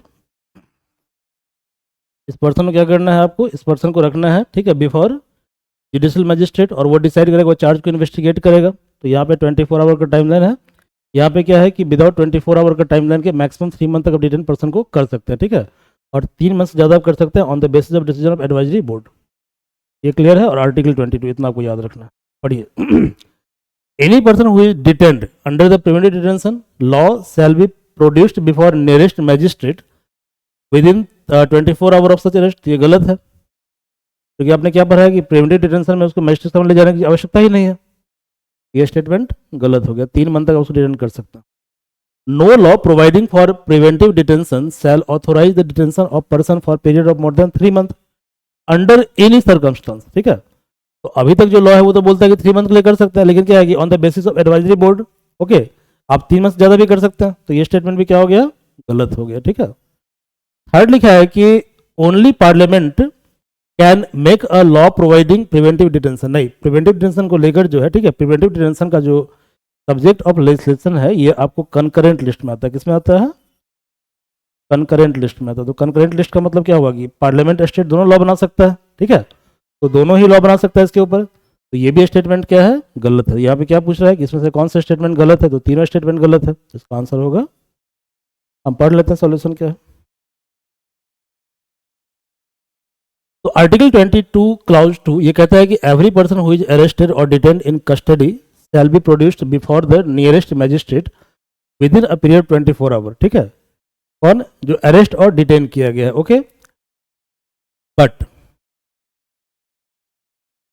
आर्टिकल 22(3) कहता है क्या कि nothing in article 22 clause 2 apply to person arrested और detain under preventive detention law. ठीक है, प्रिवेंटिव डिटेंशन लॉ। ठीक है, तो स्टेटमेंट 1 गलत हो गया। 2 कहता है कि आर्टिकल 22 क्लाउज 4 कहता है कि no law providing for preventive detention shall authorise detention for a period longer than 3 month unless advisory board. ठीक है, मतलब कि 3 मंथ तक डिटेंशन हो सकता है, उससे ज्यादा हो नहीं सकता। लेकिन यदि एडवाइजरी बोर्ड, ठीक है, जिसका मेंबर कौन होगा, जज ऑफ हाई कोर्ट होगा, यदि वो रिपोर्ट करता है, ठीक है, कि सफिशिएंट ग्राउंड है for detention more than 3 month, तो डिटेंशन किया जा सकता है for more than 3 month. Okay, third क्या है, legislative power to enact law preventive detention जो है, ठीक है, इसको डिवाइड किया गया है सेंट्रल स्टेट के बीच में। तो एंट्री 9 जो है यूनियन लिस्ट का, ये लॉ बनाने का राइट देता है सेंटर को, और एंट्री 3 जो है कंकरेंट लिस्ट का, ये लॉ बनाने का राइट देता है स्टेट को। अब एंट्री 9 में सेंटर कहाँ कहाँ लॉ बना सकता है, तो लॉ बना सकता है defence, foreign affair, security of India. ठीक है, तो इस केस में वो लॉ बना सकता है। एंट्री 3 में क्या क्या है, यदि आपको लग रहा है कि सिक्योरिटी ऑफ स्टेट कॉम्प्रोमाइज हो रहा है, या पब्लिक ऑर्डर डिस्टर्ब हो रहा है, या मेंटेनेंस ऑफ जो इसेंशियल कमोडिटी है वो कहीं ना कहीं डिसरप्ट हो रहा है, ठीक है, तो इस केस में डिटेन किया जा सकता है। तो कंकरेंट लिस्ट और यूनियन लिस्ट दोनों में इसके बारे में मेंशन है। तो एंट्री 9 है यूनियन लिस्ट का, एंट्री 3 किसका है, कंकरेंट लिस्ट का। कह रहा है कि कौन सा फीचर नहीं है directive principle of state policy का, आप समझिए इस चीज को। ठीक है, बड़ा अच्छा कॉन्सेप्ट है। इसमें कॉन्सेप्ट क्या है देखिए, जो फंडामेंटल राइट होता है वो होता है जस्टिसिएबल, और जो डीपीएसपी है या फंडामेंटल ड्यूटी है, ये है नॉन जस्टिस। तो जस्टिसेबल का मतलब ये होता है कि यदि फंडामेंटल राइट को इम्प्लीमेंट नहीं किया जाता है, ओके, तो आप कोर्ट को, मतलब कोर्ट के पास जा सकते हैं अगेंस्ट अथॉरिटी। ठीक है, और कोर्ट क्या करेगा, कोर्ट निर्देश देगा अथॉरिटी को, ठीक है, कि भैया तुम ये पर्टिकुलर राइट जिसको इम्प्लीमेंट करो। समझ में आ रहा है। ठीक है, तो इसका मतलब क्या हुआ कि सरकार के ऊपर ये लगाम लगाता है, कंट्रोल लगता है। ठीक है, तो फंडामेंटल राइट सरकार के ऊपर कंट्रोल लगता है, क्योंकि फंडामेंटल राइट कैसा राइट है, जस्टिसेबल राइट है। ठीक है, बट डीपीएसपी क्या है, नॉन जस्टिसेबल। इसका मतलब क्या हुआ कि ठीक है राइट्स है, ओके, बट राइट को इम्प्लीमेंट करना ना करना ये स्टेट का विल है, क्योंकि इस केस में आप कोर्ट के पास नहीं जा सकते हैं कि पर्टिकुलर राइट हमारा इम्प्लीमेंट नहीं हो पा रहा है। ठीक है, जैसे पहले क्या था कि जो राइट टू एजुकेशन है, आर्टिकल 21A, समझिए जरा ध्यान से, 21A। तो earlier it was subject matter under article 45 जो डीपीएसपी के अंदर आता है। क्लियर है? अंडर आर्टिकल 45 जो डीपीएसपी के अंदर आता है। तो डीपीएसपी के अंदर आता है तो पहले क्या था कि right to education was not fundamental right, right to education was ultimately कौन सा राइट? डीपीएसपी। यानी कि यदि क्लास 6 से 14 के बच्चे को स्टेट नहीं पढ़ा रहा है तो इस केस में आप कोर्ट के पास नहीं जा सकते हैं। लेकिन चूंकि अब ये फंडामेंटल राइट है, ठीक है, यानी now the right is not non justiciable, now the right is justiciable. तो आप क्या करेंगे, भले ही स्टेट गरीब है, ओके, बट स्टेट की ड्यूटी की स्टेट क्या करेगा, 6 से 14 साल के बच्चों को free of cost education provide करेगा। और नहीं प्रोवाइड करेगा तो आप कोर्ट के पास जा सकते हैं और कोर्ट क्या करेगा, स्टेट को डायरेक्ट करेगा, ठीक है, कि चूंकि ये फंडामेंटल राइट सिटीजन का है तो इसको वायलेट नहीं कर सकता, ठीक है। यानी कहने का मतलब जस्टिसेबल राइट क्या करता है कि सरकार के ऊपर लिमिटेशन लगाता है, और जो नॉन जस्टिसेबल वो लिमिटेशन नहीं लगाता है, सरकार को फ्री हैंड दे देता है।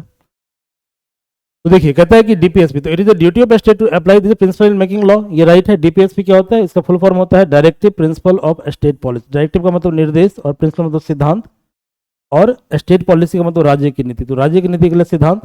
तो डीपीएसपी के अंदर जो गाइडलाइन है उसको स्टेट को इम्प्लीमेंट करना चाहिए, ठीक है, ओके, ये पहला राइट है। सेकंड है it help the court to examine and determining the constitutional validity of law, ये भी राइट है, कोर्ट क्या करता है इसको हेल्पफुल होता है। They operate as limitation on tyranny of executive, तो यदि एग्जीक्यूटिव की जो टायरेनी है, ठीक है, ये आर्बिट्रेरी लॉ बनाया जाता है एग्जीक्यूटिव के द्वारा, ठीक है, ओके, उसके ऊपर लिमिटेशन पुट करता है सिर्फ वो राइट जो जस्टिसेबल होता है, मतलब फंडामेंटल राइट। यानी ये ऑप्शन क्या होगा, ये ऑप्शन फीचर नहीं है किसका, डीपीएसपी का।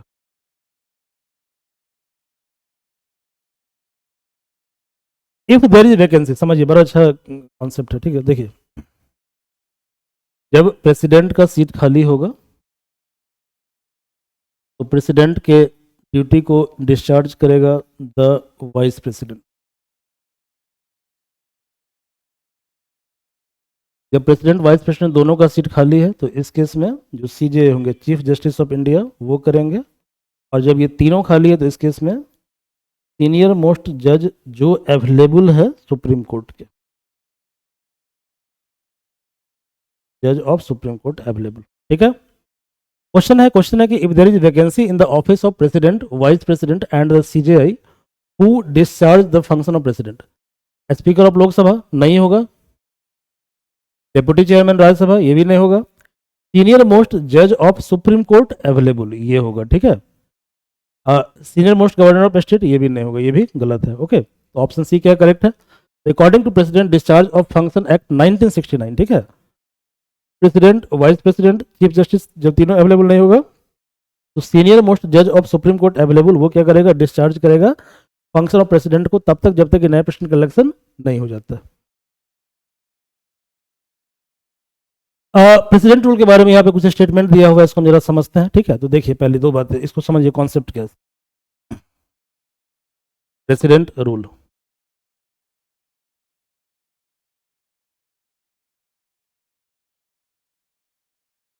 इसको लगाने का दो ग्राउंड होता है। पहला ग्राउंड होता है आर्टिकल नंबर 355, 355। सेकंड ग्राउंड होता है आर्टिकल नंबर 356। आर्टिकल 355 ये कहता है कि यदि सेंटर के द्वारा कुछ डायरेक्टिव प्रोवाइड किया गया स्टेट को, कुछ डायरेक्शन दिया गया स्टेट को, और स्टेट ने सेंटर के उस डायरेक्टिव को मानने से मना कर दिया, ठीक है, मना कर दिया, तो इस केस में माना जाएगा कि स्टेट जो है, स्टेट, ओके, इसका जो कॉन्स्टिट्यूशनल मशीनरी है वो फेल हो गया।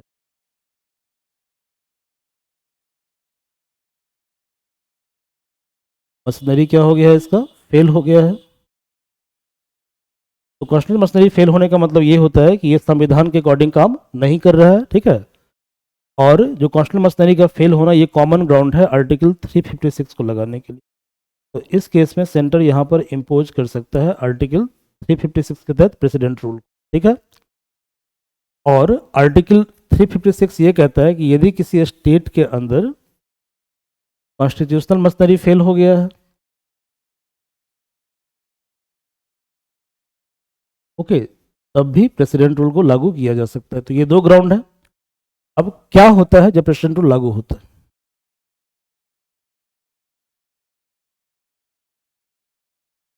नॉर्मल एग्जीक्यूटिव,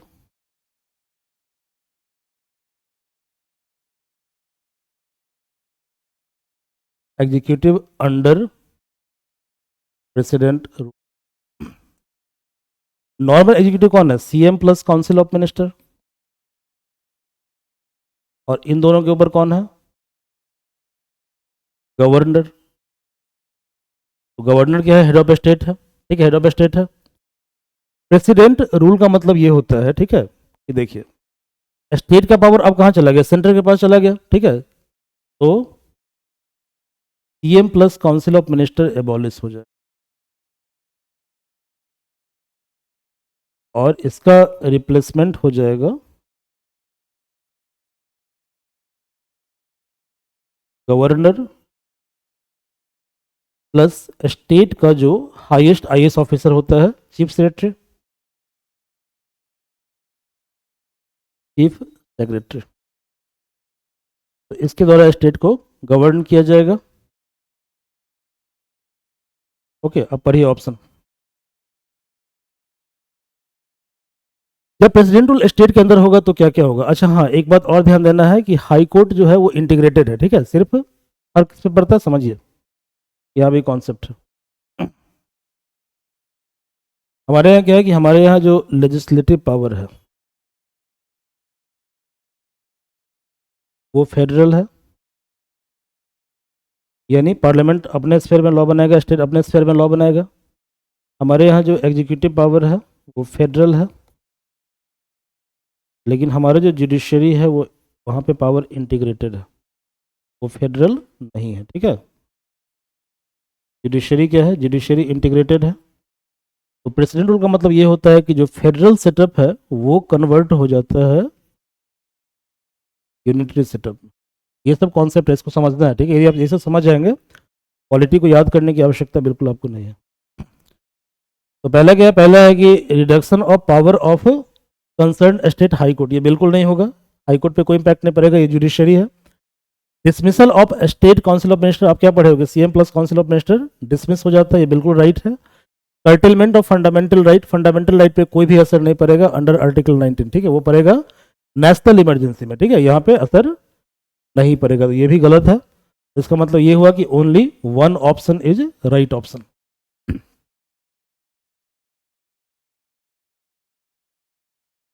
दिया हुआ है, पढ़ लीजिएगा। How many of the following option the president has with regard to constitutional amendment bill passed by both the house of parliament, ठीक है। तो देख लीजिए क्या क्या है, पहले पढ़ लेते हैं इसका सोल्यूशन क्या क्या है। प्रेसिडेंट के पास तीन ऑप्शन है। पहला ऑप्शन क्या है कि प्रेसिडेंट असेंट दे देगा बिल को। सेकंड है कि president can withhold his assent to bill, ठीक है, नाइदर विथ होल्ड मतलब कि क्या करेगा? विथ होल्ड नहीं करेगा और ना ही रिटर्न करेगा बिल को फॉर रिकंसिडरेशन, ठीक है। 24th अमेंडमेंट एक्ट के बाद ये बोला गया कि यदि बिल कॉन्स्टिट्यूशनल बिल है, ठीक है, तो president must give his assent, okay. तो प्रेसिडेंट को क्या करना है? असेंट उसको देना ही देना है, विथ होल्ड नहीं कर सकता है, ना ही बिल को दोबारा रिकंसिडरेशन के लिए बुला सकता है, ठीक है, वापस भेज सकता है। अब देखिए पढ़िए ऑप्शन क्या है। He can withhold his assent to bill, बिल्कुल गलत है, असेंट विथ होल्ड नहीं करेगा। Return the bill for reconsideration, ये नहीं है। 71st कॉन्स्टिट्यूशनल अमेंडमेंट एक्ट के बाद ये प्रोविजन बदल गया। 24th, I am very very sorry, 24th amendment 1971।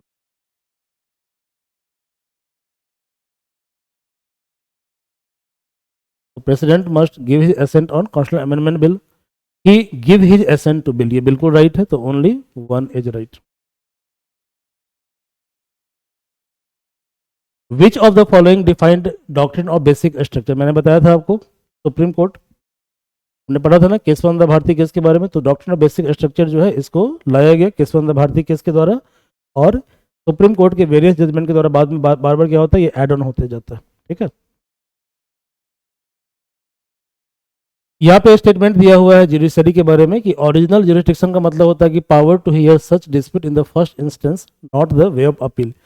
यानी कि ये अपील वाले केस को नहीं सुनेगा, ठीक है, बल्कि केस यहाँ प्रथम बार जाएगा, उसी को बोलते हैं ओरिजिनल जुडिशरी। बिल्कुल राइट है। एक्सक्लूसिव जुडिशरी का मतलब ये होता है कि उसी कोर्ट के पास उस केस को इंटरटेन करने का राइट है। तो एक्सक्लूसिव जुडिशरी का मतलब ये होता है कि no other court can decide such dispute. ये बिल्कुल राइट है। High court in India have original jurisdiction to decide on election petition in parliamentary state assembly. ये बिल्कुल राइट है कि पार्लियामेंट और स्टेट का जो इलेक्शन होता है उसको लेकर जितना भी डिस्प्यूट होता है उसको लिसन करने का, ठीक है, या उसका जो जुरिस्डिक्शन है वो किसके पास होता है? हाई कोर्ट के पास होता है। बिल्कुल राइट है। तो all three are right. Solution यहाँ दिया है, पढ़ लीजिएगा ब्रीफ में, ठीक है। चार तरह का वीटो होता है। पहला होता है क्वालिफाइड वीटो, सेकंड होता है सस्पेंसिव वीटो, एक होता है एब्सोल्यूट वीटो, एक मिनट ठहर जाइए, ठीक है, और एक पॉकेट वीटो होता है। चार तरह का वीटो होता है। तो कौन कौन सा वीटो होता है? क्वालिफाइड, सस्पेंसिव, एब्सोल्यूट और पॉकेट। ये चार तरह का वीटो होता है। इंडिया के अंदर क्वालिफाइड वीटो नहीं है, ठीक है, इंडिया में क्वालिफाइड वीटो नहीं है। तो इंडिया में कौन कौन सा वीटो है? तो इंडिया में है सस्पेंसिव वीटो, इंडिया में है एब्सोल्यूट वीटो, और इंडिया में है पॉकेट वीटो। तीन तरह का वीटो है। तीनों वीटो को हम समझते हैं। तो वीटो, ठीक है, तो एब्सोल्यूट वीटो का मतलब ये होता है कि विथ होल्ड एसेंट, मतलब एसेंट नहीं देना बिल के ऊपर, ठीक है। तो बिल क्या होगा? जब आपने एसेंट दिया ही ना तो बिल क्या होगा? डाई हो जाएगा। जैसे कि Indian post office amendment bill 1986, और इंडिया में ये अवेलेबल है, ठीक है। सस्पेंसिव वीटो, इसका मतलब ये होता है कि जैसे मान लीजिए कि बिल पहली बार गया प्रेसिडेंट के पास एसेंट के लिए, ठीक है, तो पहली बार गया प्रेसिडेंट के पास, प्रेसिडेंट ने क्या किया? वापस भेज दिया उसको, ठीक है। दोबारा हाउस ने क्या किया? बिल को वापस भेज दिया। इस पर president must give his assent, तो वापस बिल को नहीं कर सकता है। आ रहा समझ में? तो जो पहली बार जो प्रेसिडेंट ने बिल को वापस भेज दिया उसी को हम बोलते हैं सस्पेंसिव वीटो। तो ये इंडिया में है सस्पेंसिव वीटो। तो return bill parliament can override with ordinary majority, ठीक है, लिखने समझ में आ गया ना? ये समझना आपको, ठीक है। तो इंडिया में अवेलेबल ये है, ओके। क्वालिफाइड वीटो, इसमें क्या है कि आप हायर मेजोरिटी के द्वारा जो है बिल पे वीटो लगा दोगे, ठीक है। ये इंडिया में अवेलेबल नहीं है, ये अवेलेबल है यूएसए में, ठीक है, यूएसए में ऐसा होता है। पॉकेट वीटो, बिल पे आपने कोई एक्शन ही नहीं लिया, ठीक है, तो बिल क्या हुआ? डेड हो गया। तो ऐसा ज्ञानी जेल सिंह जी ने किया था, ठीक है, पोस्ट ऑफिस बिल में किया था पॉकेट वीटो। इंडिया में है पॉकेट वीटो, सस्पेंसिव वीटो, और कौन सा veto? Absolute veto, pass. India में क्या है? पास। इंडिया में है पास, पॉकेट, एब्सोल्यूट और सस्पेंसिव, पास। पढ़िए। Qualified veto can overridden by legislature with higher majority, बिल्कुल राइट लिखा हुआ है, ठीक है। सस्पेंसिव वीटो का मतलब क्या होता है कि overridden by legislature with ordinary majority, गलत है। सस्पेंसिव वीटो का मतलब प्रेसिडेंट क्या करेगा? वापस बिल को भेजेगा, ठीक है। एब्सोल्यूट वीटो मतलब with holding the ascent of bill passed by legislature, ठीक है, ये बिल्कुल राइट है, ठीक है। यानी कि only two is right, okay. यहाँ पे स्टेटमेंट है एडजर्नमेंट साइन डाई के बारे में, समझिए इस चीज को, ठीक है। जब हाउस सेशन में है, ठीक है, जब हाउस क्या सेशन में है, हाउस का मतलब यहाँ पे पार्लियामेंट और स्टेट लेजिस्लेचर दोनों हो सकता है। तो हाउस सेशन में है, तो सेशन को कॉल करना और सेशन को एंड करना, एंड करना, सेशन को कॉल करना इसको बोलते हैं सम्मन, और सेशन को एंड करना इसको बोलते हैं, ठीक है, तो क्या बोलते हैं? मैं भूल गया हूँ यार, एडजर्न। एडजर्न बोलते हैं क्या? एडजर्न नहीं बोलते, प्रोरोग। क्या बोलते हैं? Sorry, prorogue, prorogue, prorogue. तो जो पार्लियामेंट है, पार्लियामेंट यहाँ पे सेशन को समन करने का राइट होता है प्रेसिडेंट के पास, और प्रोरोग करने का भी राइट प्रेसिडेंट के पास। समझ में आ रहा है? स्टेट लेवल के पास ये पावर गवर्नर के पास होता है। जब सेशन चल रहा है, ठीक है, जब सेशन चल रहा है, तो ड्यूरिंग सेशन क्या होता है कि जब हाउस जो है टेम्पोररी सस्पेंशन होता है, मतलब कुछ समय के लिए सस्पेंड होता है हाउस, 2 दिन के लिए, 1 सप्ताह के लिए, 10 दिन के लिए। इसको बोलते हैं एडजर्नमेंट। क्या बोलते हैं इसको? Adjournment, okay. लेकिन जब हाउस टर्मिनेट हो गया इनफाइनाइट टाइम के लिए, टर्मिनेट हो गया, टर्मिनेट नहीं होगा, सस्पेंड होगा, ठीक है, क्योंकि सस्पेंड हो गया इनफाइनाइट टाइम के लिए,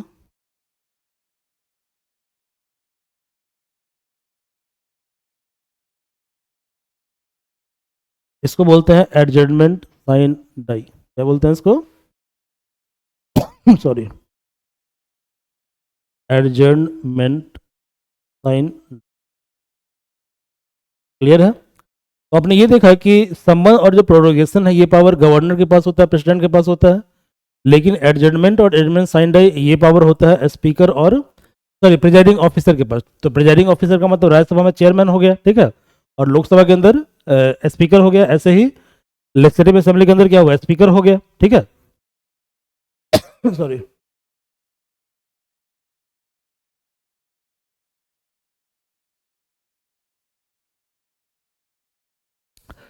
तो यहां पे लिखा हुआ है कि एडजर्नमेंट साइन डाई के बारे में क्या क्या राइट है, ठीक है। It is issued by the presiding officer once the governor prorogue the house, ठीक है। जब गवर्नर क्या करेगा? हाउस को प्रोरोग कर देगा, तो गलत है। प्रोरोग से पहले होता है ना, प्रोरोग मतलब क्या हुआ? हाउस ही टर्मिनेट हो गया, ये हाउस के टर्मिनेट होने से पहले होता है, ठीक है, ओके। क्योंकि समन और प्रोरोग के बीच में सेशन होता है, सेशन होता है, तो ये गलत है, ठीक है। It and the session of legislative assembly of the house state, ये भी गलत है। यदि सेशन एंड हुआ इसका मतलब प्रोरोग हुआ, ठीक है, प्रोरोग हुआ, तो दोनों स्टेटमेंट क्या है? गलत है। तो पूछ क्या रहा है कि कौन सा करेक्ट है? कोई भी करेक्ट नहीं है, ठीक है, कोई भी करेक्ट नहीं है। पढ़ लीजिएगा सॉल्यूशन को, ओके। यहाँ पे स्टेटमेंट दिया है कि जो इंडिपेंडेंटली इलेक्टेड मेंबर होगा, ठीक है, यदि वो किसी पार्टी को ज्वाइन कर लेता है तो डिस्क्वालीफाई होगा कि नहीं? बिल्कुल डिस्क्वालीफाई हो जाएगा, ठीक है। यदि इंडिपेंडेंट है, जैसे पप्पू यादव जी इंडिपेंडेंट है और उन्होंने ज्वाइन कर लिया कांग्रेस पार्टी को, डिस्क्वालीफाई हो जाएंगे, ठीक है, okay. Member voluntarily given up membership of political party, मतलब जिस पार्टी से आप चुनाव को कंटेस्ट कर रहे थे उसी पार्टी का मेंबरशिप आपने छोड़ दिया, ठीक है, आप डिस्क्वालीफाई हो जाएंगे। और जो मेंबर नॉमिनेट हुआ है यदि वो किसी पॉलिटिकल पार्टी को ज्वाइन कर लेता है after 6 month of his nomination, तो क्या होगा? फिर वो डिस्क्वालीफाई विद इन 6 मंथ कर सकता है, ठीक है। तो इसमें तीनों ऑप्शन क्या होगा? राइट होगा। तो यहाँ पूछ रहा है कि इसमें से कौन सा केस में मेंबर डिस्क्वालीफाई हो जाएगा? तीनों केस में डिस्क्वालीफाई हो जाएगा, ठीक है। तो डिस्क्वालिफिकेशन ये आपको 10th शेड्यूल में, कहाँ पे है? 10th शेड्यूल में, यहाँ सॉल्यूशन दिया हुआ, पढ़ लीजिएगा, ठीक है। Which of the following provision can amended by simple majority of 2 house of the parliament? ये चारों जो है, ठीक है, provision. Abolition creation of legislative council, simple majority चाहिए। Admission establishment of new state, simple majority चाहिए। इंक्रीजिंग द नंबर ऑफ जजेस supreme court, simple majority चाहिए। और repeal of any provision of 5th schedule, simple majority. इसका option क्या होगा? 1 2 3 4। Same question repeat हो गया है, ठीक है, चलिए। Regarding parliamentary system of India, consider the following statement. All ministers are collectively responsible to parliament in general, बिल्कुल राइट है, ठीक है, एंड लोकसभा इन पर्टिकुलर, बिल्कुल राइट है। Prime minister is leader of council of minister while speaker is leader of parliament, गलत है। Leader of parliament कौन होता है? स्पीकर नहीं होता भैया, ठीक है, स्पीकर गार्जियन होता है, ओके। प्राइम मिनिस्टर होता है, कौन होता है? प्राइम मिनिस्टर होता है। तो पढ़िए, तो स्टेटमेंट 2 क्या बिल्कुल गलत है, ओनली स्टेटमेंट 1 जो है वो राइट है, ठीक है, राइट है। तो क्या कह दिया? सोल्यूशन देख लीजिए। आर्टिकल 74 जो है वो ये कहता है कि काउंसिल ऑफ मिनिस्टर जो होगा, जिसका हेड कौन होगा? प्राइम मिनिस्टर होगा। वो एड और एडवाइस करेगा प्रेसिडेंट को, और प्रेसिडेंट अपने पावर को एक्सरसाइज करेगा उस एड और एडवाइस के अकॉर्डिंग। आर्टिकल 74। प्राइम मिनिस्टर क्या क्या होता है? Very very important. Leader of council of minister, leader of the parliament, okay, leader of the house, ये तीनों होता है, ठीक है। जबकि स्पीकर क्या है? स्पीकर जो है वो प्रिजाइडिंग ऑफिसर होता है लोकसभा का, और ये रिप्रेजेंट करता है लोकसभा को। वो गार्जियन होता है किसका? Power and privilege of member. इसके अलावा हाउस, ये भी स्पीकर होता के पास पावर होता है। Is principal spokesperson of house, and इसका डिसीजन जो है पार्लियामेंट्री मैटर के मामले में फाइनल होता है। तो स्टेटमेंट 2 क्या है? रॉन्ग है। यहाँ पे लिखा हुआ है रिस्पॉन्सिबिलिटी ऑफ मिनिस्टर के बारे में। तो कलेक्टिव रिस्पॉन्सिबिलिटी का मतलब होता है कि cabinet decisions bind all cabinet ministers even if they deferred in cabinet meeting, बिल्कुल राइट है, ठीक है।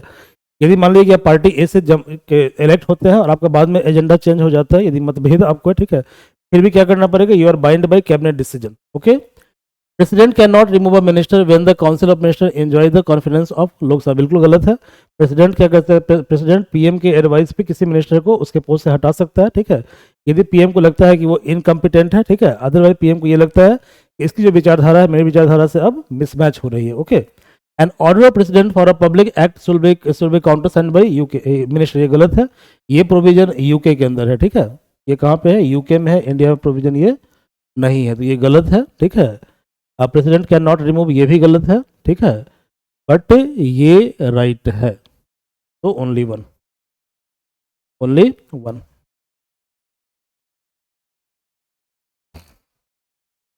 इसमें से कौन सा चेयर किया जाता है पीएम के द्वारा, ठीक है, यहाँ पे एक लिस्ट दिया हुआ है, ध्यान से देख लीजिए।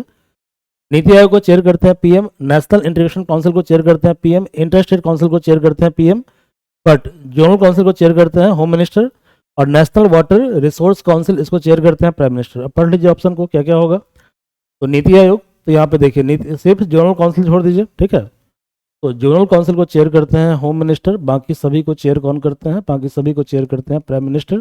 तो ऑप्शन 4 को छोड़कर सारा ऑप्शन क्या है, राइट है। तो 1 2 4 5, 1 2 3 5। यहाँ पे स्टेटमेंट दिया है कि Goa was conferred full statehood, creation of state of Haryana, inclusion of Sikkim in the Indian union और formation of state of Nagaland. इसको अरेंज करना है ऑर्डर में, ठीक है। तो पहले नागालैंड बना है, देख लीजिए, नागालैंड जो है 1963 में बना है, 1963 में बना है, ठीक है, अंडर नागालैंड एक्ट 1962। फिर आपको हरियाणा क्रिएट हुआ है, तो पहले क्या था, पंजाब से 3 स्टेट बना है, पंजाब से बना है पहले हिमाचल प्रदेश, फिर पंजाब, और फिर पंजाब और हरियाणा, ओके। तो पंजाब से अलग हुआ है हरियाणा 1966 में, ओके।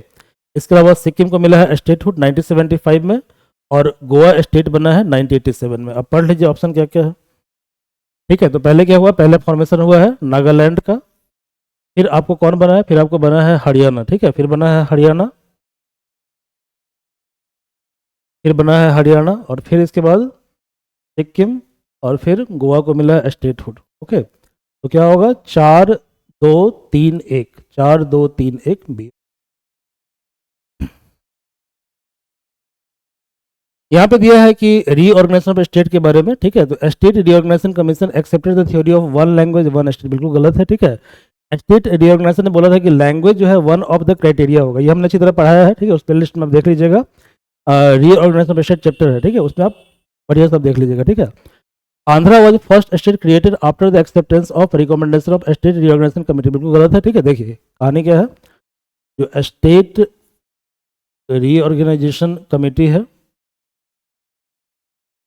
उसने बोला कि लैंग्वेज जो है वन ऑफ द क्राइटेरिया है, लेकिन अदर क्राइटेरिया को भी कंसिडर करने की जरूरत है। तो यदि वन लैंग्वेज और वन स्टेट की बात करते हैं, ये फॉर्मूला गलत है, ठीक है। तो ये ऑप्शन क्या होगा, गलत हो गया।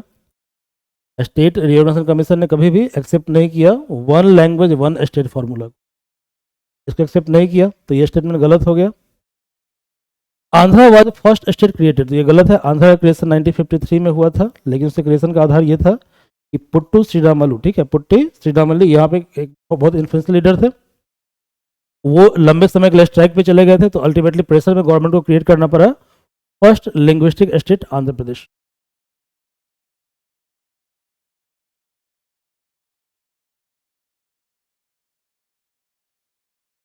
यहाँ दोनों गलत है, both are.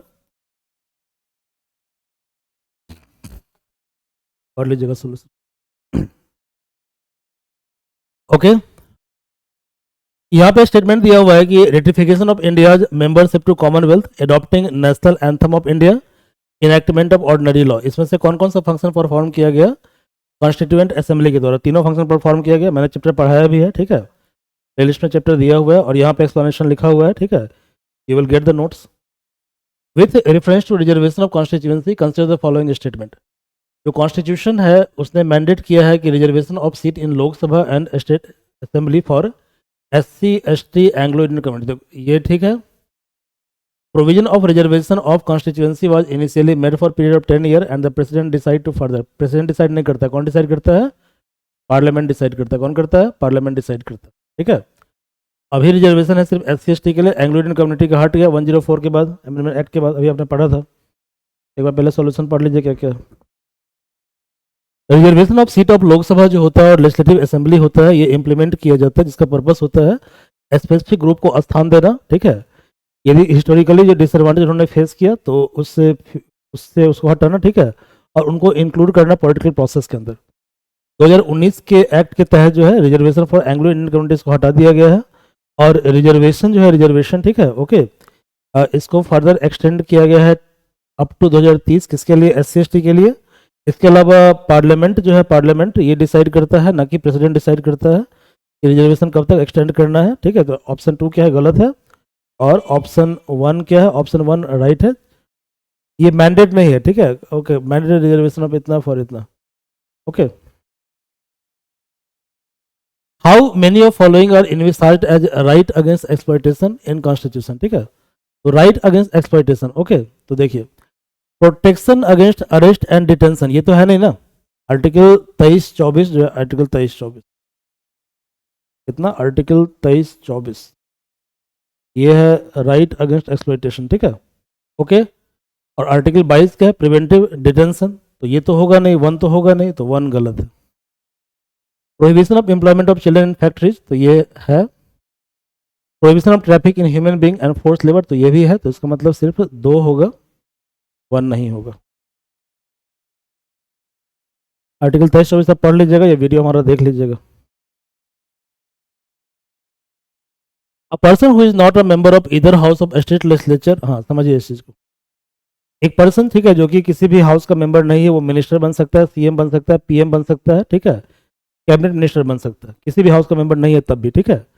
But with in 6 month किसी एक हाउस का मेंबर उसको बनना पड़ेगा, अदरवाइज आफ्टर 6 मंथ उसे उस पोस्ट को छोड़ना पड़ेगा, ठीक है। क्या है, a person who is not a member of either house of state legislature can be appointed as minister, बिल्कुल राइट है, ऐसा हो सकता है, ठीक है। सेकेंड स्टेटमेंट है, but within 1 month he must become a member of either house of the legislature, otherwise he ceases to be a minister, तो 1 मंथ नहीं है, विद इन 6 मंथ होगा, कितना होगा, विद इन 6 मंथ। तो statement 2 जो है वो रॉन्ग है और 1 राइट है, ठीक है। तो 1 is correct and 2 is incorrect, तो ये क्या होगा, राइट ऑप्शन।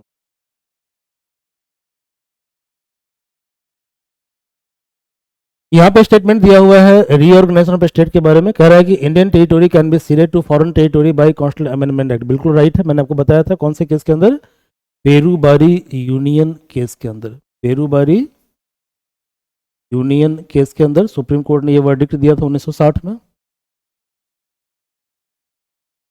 1960 में। A boundary dispute between India and other country does not require, ये बिल्कुल राइट है, कॉन्स्टिट्यूशन अमेंडमेंट एक्ट, ये ऑर्डर आया था 1969 में कोर्ट का, 67 ऐसे कुछ देख लेते हैं। तो दोनों क्या होगा, दोनों राइट होगा। तो देखिए यहाँ 69 में, ठीक है। तो सुप्रीम कोर्ट ऑर्डर 1969 ये कहता है कि बाउंड्री डिस्प्यूट के लिए सिंपल मेजोरिटी चाहिए, ठीक है। बट बेरूबारी केस में क्या बोला गया कि भाई हमें अमेंड करना पड़ेगा संविधान को, ठीक है, under article 368। With respect to writ jurisdiction, 5 तरह का रिट होता है, ठीक है, हमने इसके लिए कोड बनाया है, CPM headquarter, habeas corpus, certiorari, prohibition, mandamus, quo warranto, बाद में वीडियो देख लीजिएगा, ठीक है। तो writ of habeas corpus can not be issued against private individual, बिल्कुल गलत है, ठीक है। It can be issued against public as well as private both, public as well as private both. तो पहला स्टेटमेंट क्या हुआ, गलत हो गया। Writ of prohibition is available only against judicial body, गलत है, इट इज एप्लीकेबल अगेंस्ट, जो प्रोहिबिशन है, प्रोहिबिशन, ठीक है, ये होता है आपको judicial body plus quasi judicial body, दोनों के लिए होता है, एडमिनिस्ट्रेटिव बॉडी के लिए नहीं होता, ध्यान रखिएगा। ये भी बिल्कुल गलत है। और क्यू वारंटो जो होता है ये sought even by non aggrieved person, बिल्कुल राइट है, क्योंकि क्यू वारंटो का पर्पस ये होता है कि by what authority you are holding some post, ठीक है। तो भले आप पीड़ित नहीं है, लेकिन आपको डाउट है कि पर्टिकुलर पर्सन जो पर्टिकुलर पोस्ट को होल्ड करता है, ठीक है, उसके उस क्वालिफिकेशन को वो एक्वायर नहीं करता है, ठीक है। तो अच्छा मुझे बताइए, सम्राट चौधरी जो बिहार के डिप्टी सीएम है, उनके क्वालिफिकेशन पर क्वेश्चन आजकल किया जा रहा है, ओके। तो क्या क्यू वारंटो के तहत उसको आप चैलेंज कर सकते हैं, नहीं कर सकते, क्योंकि ऑफिस ऑफ प्रॉफिट जो है, ओके, वो इसके अंदर नहीं आता है, ओके। बट मान लीजिए आईएएस बनने के लिए क्वालिफिकेशन की आपको बीए करना है, ओके, तो आप उसको क्यू वारंटो के तहत, जैसे अभी देखो पूजा वाला केस हुआ था ना, पूजा खेत वाला केस हुआ था, तो आप इसमें क्या है कि आप पूजा खेत का आईएएस बनी ना बनी, ये जैसे भी बनी, वो उसका प्रॉब्लम है, बट उसके कारण आप पे तो इफेक्ट नहीं पड़ रहा है, बट आपको डाउट है कि उसका जो सिलेक्शन है उसका शायद आधार गलत है, ठीक है। तो आपने क्या किया, आपने क्यू वारंटो फाइल कर दिया, ओके। इसमें क्या है कि जो नॉन एग्राइव पर्सन है वो भी क्यू वारंटो के तहत जो है वो क्या कर सकता है, अपने वो जान सकता है कि पर्सन इसी पोस्ट को जो होल्ड कर रहा है, ठीक है, उस पोस्ट को होल्ड करने के लिए जो इसेंशियल क्वालिफिकेशन उसके वो जरूरी है, वो उसके पास है या नहीं है, ठीक है। तो ये राइट है तीसरा, तो only 1 is right, rest are wrong. यहाँ पे स्टेटमेंट दिया हुआ है कि इसमें से कौन सा फेडरल फीचर है। एक बार हम लोग देख लेते हैं फेडरल फीचर क्या क्या है, ठीक है, कॉन्स्टिट्यूशन का। तो फेडरल फीचर है डुअल पॉलिटी, रिटर्न कॉन्स्टिट्यूशन, तो option 2 is right. Division of power, supremacy of constitution, rigid constitution, independent judiciary, by cameralism. और यूनिटरी फीचर क्या है, स्ट्रॉन्ग सेंटर, डिस्ट्रक्टेबल स्टेट, और single constitution, flexible constitution, unequal state representation, emergency provision, single citizenship, all India service, और integrated audit machinery. ये सब आपका unitary feature है। तो क्या कह रहा है, कह रहा है कि सिंगल सिटीजनशिप ये फेडरल फीचर है, नहीं है। रिटन कॉन्स्टिट्यूशन ये फेडरल फीचर है, आई डोंट नो, ठीक है। तो इसको देख लीजिए कौन कौन सा, मैंने लिस्ट यहाँ पे दे दिया है, लिस्ट से आप मैच कर लीजिए, ठीक है, लिस्ट से मैच कर। इंडियन सिटीजन में लूज सिटीजनशिप, कब सिटीजनशिप को वो लूज कर सकता है। Acquire the citizenship of other foreign country during war, तो ये गलत है। ड्यूरिंग वॉर यदि वो फॉरेन कंट्री के को एक्वायर कर लिया है, ठीक है, तो ये गलत है, ठीक है। तो देखो भाई, तो acquisition of foreign territory leads to termination of Indian citizenship but the act does not make special about war, मतलब ये वॉर के दौरान यदि फोर्सली ऑक्युपाई कर लिया गया तो इस पर लागू नहीं होगा, ठीक है। अनलॉफुली ट्रेड और communicate with the enemy during a war, ठीक है, तो इसमें हो जाएगा deprivation of citizenship section 10।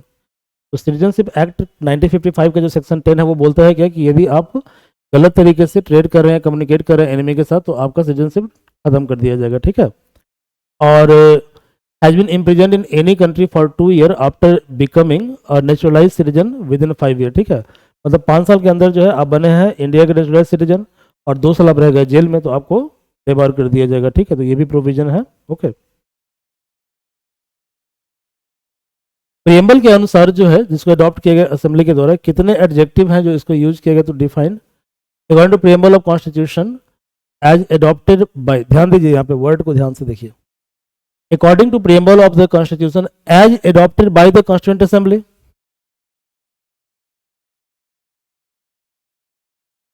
How many which of the following adjectives are use to define Indian republic. अब देखो ये क्वेश्चन 2015 के मेंस में भी आया था, ठीक है। तो देखो प्रियम्बल के वर्ड को याद करने के लिए हमने कोड बनाया है SSS डॉक्टर जूली एक फ्राई। तो हमें अभी जूली एक फ्राई की जरूरत नहीं है। तो डॉक्टर के पीछे कितना वर्ड है बताओ, 4 वर्ड है। पहला वर्ड है सोवरेन, 3 ऐसा ना, दूसरा है सेक्युलर, तीसरा क्या है सोशलिस्ट, और चौथा क्या है डेमोक्रेटिक। ये चारों क्या है, ये चारों एडजेक्टिव हैं किसके, रिपब्लिक वर्ड के प्रेम्बल में। तो इसका आंसर क्या होना चाहिए, ओनली फॉर, ऑल फॉर होना चाहिए, लेकिन ऑल फॉर नहीं होगा। क्यों नहीं होगा, क्या लिखा हुआ है, according to preamble of constitution as adopted by constituent assembly, ठीक है। How many of the following adjective were used to define the Indian republic. ध्यान से पढ़ना चाहिए ऑप्शन को, ठीक है। Sorry sorry, I am very sorry.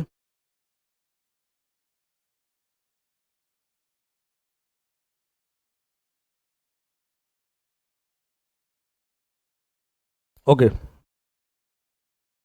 तो आप जानते हैं कि जो सेकुलर और सोशलिस्ट वर्ड है इसको ऐड किया गया था 42nd अमेंडमेंट एक्ट के द्वारा। 42nd अमेंडमेंट एक्ट के द्वारा, इसका मतलब जो ओरिजिनल जो कॉन्स्टिट्यूंट असेंबली था वहां पे तो सिर्फ 2 ही वर्ड ऐड हुआ, सोवरेन और डेमोक्रेटिक। ओके, तो इसका ऑप्शन क्या होगा, only sorry. Financial power governor के बारे में स्टेटमेंट है कि no demand for grant sorry can be made without his recommendation. ये राइट है, जैसे कि सेंट्रल लेवल पे क्या होता है कि no demand for grant without recommendation of president, ऐसे यहाँ गवर्नर होगा, ठीक है। तो ये राइट है, ओके। ठीक है, reserve the money bill for consideration of president. Generally money bill को रिजर्व नहीं किया जाता है क्योंकि ओके वो गवर्नर के असेंट से ही पास होता है। He constitute finance commission for every 5 year, गलत है, 6 ईयर गलत है, 5 ईयर होगा, ठीक है। तो 1 2 is right, answer is wrong. It is wrong. Very very sorry.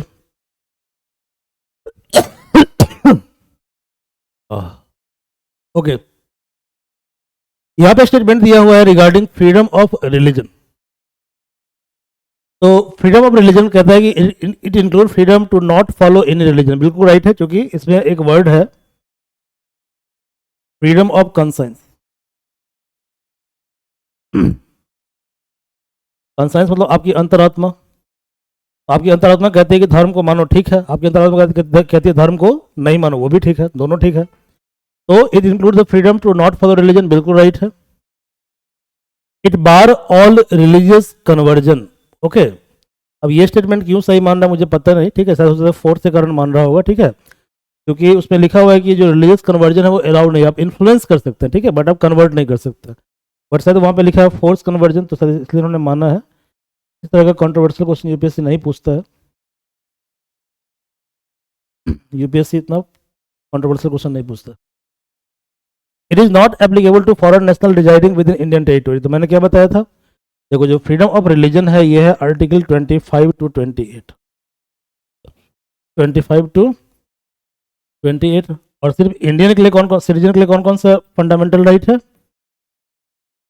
15, 16, 19, 29, 30. तो ये है सिर्फ और सिर्फ इंडियन सिटीजन के लिए. यानी कि इसके अलावा जितने भी फंडामेंटल राइट है 12 से लेकर 35 तक, ठीक है, उसमें फॉरेनर भी आएगा. तो 25 to 28 जो है ये इस डोमेन से बाहर है ना, इस डोमेन से, इस डोमेन के अंदर नहीं आता है. यानी it is equally applicable to Indian plus foreigner both.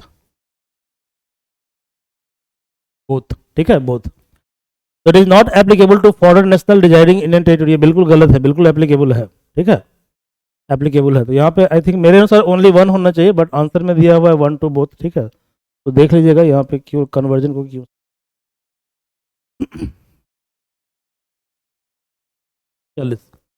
इसमें से कौन सा लेटेस्ट एडिशन है to list of fundamental duty? Fundamental duty में लेटेस्ट ऐड किया गया है 86 अमेंडमेंट एक्ट के द्वारा, ठीक है. क्या कहते हैं, education of 6 to 14 year age group. देखिए, to provide opportunity for education to child और ward between the age of 6 to 14 year, इस ड्यूटी को ऐड किया गया. 11th ड्यूटी है ये, ठीक है, बाय 86 अमेंडमेंट एक्ट 2002. तो कहाँ गया, यहाँ पे देखो ऑप्शन सी, ये लेटेस्ट एडिशन है. Council of which of the consider following statement regarding, कोई क्वेश्चन छूट गया क्या? 41 क्वेश्चन. अच्छा, statement regarding power of president. President appoint करता है पीएम और अदर मिनिस्टर को. बिल्कुल राइट है. President can seek any information relating to proposal for legislation from prime minister. बिल्कुल राइट है. And he decide any question relating to disqualification of member of parliament in consultation with election commission. तो ये भी तो right ही है. Check कर लेते हैं इसमें से क्या क्या इसका सॉल्यूशन दिया हुआ, देखते हैं. तो इसमें से कौन सा, क्या पूछ रहे हैं, अच्छा, इसमें से कौन सा एग्जीक्यूटिव पावर है? आई एम सॉरी, ठीक है. तो ये जो है ये लेजिस्लेटिव पावर है. ये क्या है, ये जो है ये लेजिस्लेटिव पावर है. क्योंकि आप क्या कर रहे हो, मेंबर को डिस्क्वालीफाई करने की बात कर रहे हो, तो ये लेजिस्लेटिव पावर के अंदर आता है, ठीक है. जबकि ये जो है ये प्रेसिडेंट का एग्जीक्यूटिव पावर है, और ये भी प्रेसिडेंट का एग्जीक्यूटिव पावर है. पावर है, तो इसका आंसर होगा ओनली 2. ओनली 2.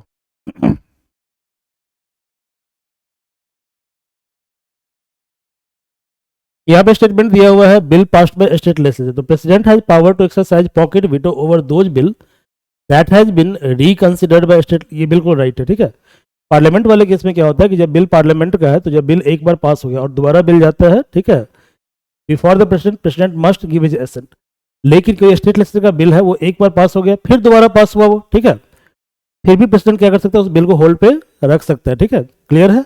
ये बिल्कुल राइट स्टेटमेंट है कि president has power to exercise pocket veto over those bill that has been reconsidered by the state legislature. तो ये राइट है, क्योंकि constitution does not make it obligatory for president to give his assent to considered bill of the state legislature. ये बिल्कुल right है, ठीक है. तो यानी कि दोनों राइट होगा, तो दोनों राइट है ये. ओके, दोनों राइट है. बट ये पार्लियामेंट्री बिल में नहीं होगा. पार्लियामेंट्री बिल में क्या होगा कि जब दोबारा बिल जाएगा रिकंसिडर्ड होने के बाद, मतलब पहली बार गया प्रेसिडेंट के पास, प्रेसिडेंट ने वापस कर दिया, जब दोबारा बिल आएगा तो president must give his assent parliamentary bill के अंदर, ठीक है, स्टेट वाले बिल में ऐसा नहीं होगा। In the context of Indian polity cabinet जो है इसके बारे में कुछ लिखा हुआ है, it was not mentioned in original constitution, बिल्कुल राइट है, ये बिल्कुल राइट है। Its power and function are not defined by the constitution, ये भी बिल्कुल राइट है, इसको बाद में ऐड किया गया था, ठीक है। तो जो कैबिनेट टर्म है, कैबिनेट एक स्मॉलर बॉडी होता है जिसमें 15 से 20 मिनिस्टर होते हैं, इसको इंसर्ट किया गया under article 352 of the constitution in 1978 by 44th amendment act, ठीक है, यानी कि 44th अमेंडमेंट एक्ट 1970 एक्ट 78 के द्वारा जो है, ठीक है, कैबिनेट को ऐड किया गया under article 352। It is not part of original constitution statement 1 के राइट है। और आर्टिकल 352 जो है वो सिर्फ डिफाइन करता है कैबिनेट के बारे में, ठीक है, क्लियर है, उसके पावर और फंक्शन के बारे में डिवाइड बात नहीं करता, तो स्टेटमेंट 2 भी करेक्ट है। अगला क्वेश्चन है कि काउंसिल ऑफ मिनिस्टर के बारे में यहाँ पे स्टेटमेंट दिया हुआ है, टोटल नंबर ऑफ मेंबर, अच्छा पढ़िए यहाँ पे 91st, it is very very important, ये क्वेश्चन बार बार पूछता है, ठीक है। 91st अमेंडमेंट एक्ट 2003 ये क्या कहता है, ये कहता है कि जो मैक्सिमम नंबर ऑफ मिनिस्टर होगा इंक्लूडिंग चीफ मिनिस्टर स्टेट के अंदर, वो 15% of strength of state legislative assembly होगा, ठीक है, और मिनिमम नंबर ऑफ मिनिस्टर जो स्टेट के अंदर होगा वो होगा 12 इंक्लूडिंग सीएम। तो याद रखना ये है 91st amendment, it is very very important amendment act, many times UPSC even state PCS इस क्वेश्चन को पूछा जाता है। तो पहला ऑप्शन क्या दिया है कि total number of ministers including chief minister in the council of minister in state shall not exceed 20%, तो कितना होगा, ये 15% होगा, ये स्टेटमेंट गलत हो गया। Number of minister including the chief minister in state shall not be less than 12, ये बिल्कुल राइट है, तो only 2 is right. Which of the following happened earlier, ठीक है, ये आपको लैंग्वेज कमीशन है, ठीक है, लिंग्विस्टिक कमीशन, ये हमने करवाया है यूट्यूब पे, आप देख लीजिएगा प्लेलिस्ट में, ओके। तो एस के धार कमेटी 1948 में आता है, जीवीपी कमेटी आता है 1949 में, आंध्रा का फॉर्मेशन 1953 में होता है, और स्टेट रीऑर्गेनाइजेशन एक्ट आता है 1956 में। अब इसके अनुसार आप सीक्वेंस को अरेंज कर लीजिए, कौन पहले आया। पॉलिटी के बारे में यहाँ पे दिया हुआ है कि absence of privilege to special privilege to any person, reasonable classification of person, equality of treatment under equal circumstances. तो आर्टिकल 14 का कंपोनेंट क्या क्या है समझिए इस चीज को, ठीक है, वेरी वेरी गुड। आर्टिकल 14 कहता है equality before law and equal protection of law. Equality before law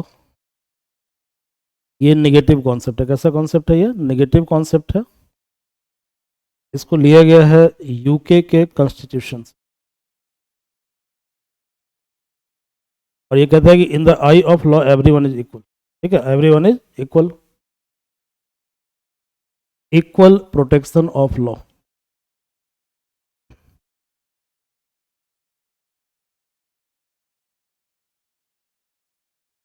ये पॉजिटिव कॉन्सेप्ट है, और इसको लिया गया है यूएस के कॉन्स्टिट्यूशन, बाकी प्लेलिस्ट में वीडियो आप देख लीजिएगा, ठीक है। तो एब्सेंस ऑफ स्पेशल प्रिविलेज बिल्कुल राइट है, क्योंकि इक्वलिटी बिफोर लॉ का मतलब क्या होगा कि in the I of law everyone is equal, बिल्कुल राइट है। रीजनेबल क्लासिफिकेशन ऑफ पर्सन, तो इक्वल प्रोटेक्शन ऑफ लॉ, ये भी राइट है। और equality of treatment under equal circumstances, यही इसका मतलब होता है, इक्वल प्रोटेक्शन ऑफ लॉ, ये इसका मतलब होता है। तो तीनों कंपोनेंट इसके अंदर है, तो इसका मतलब all 3 are right.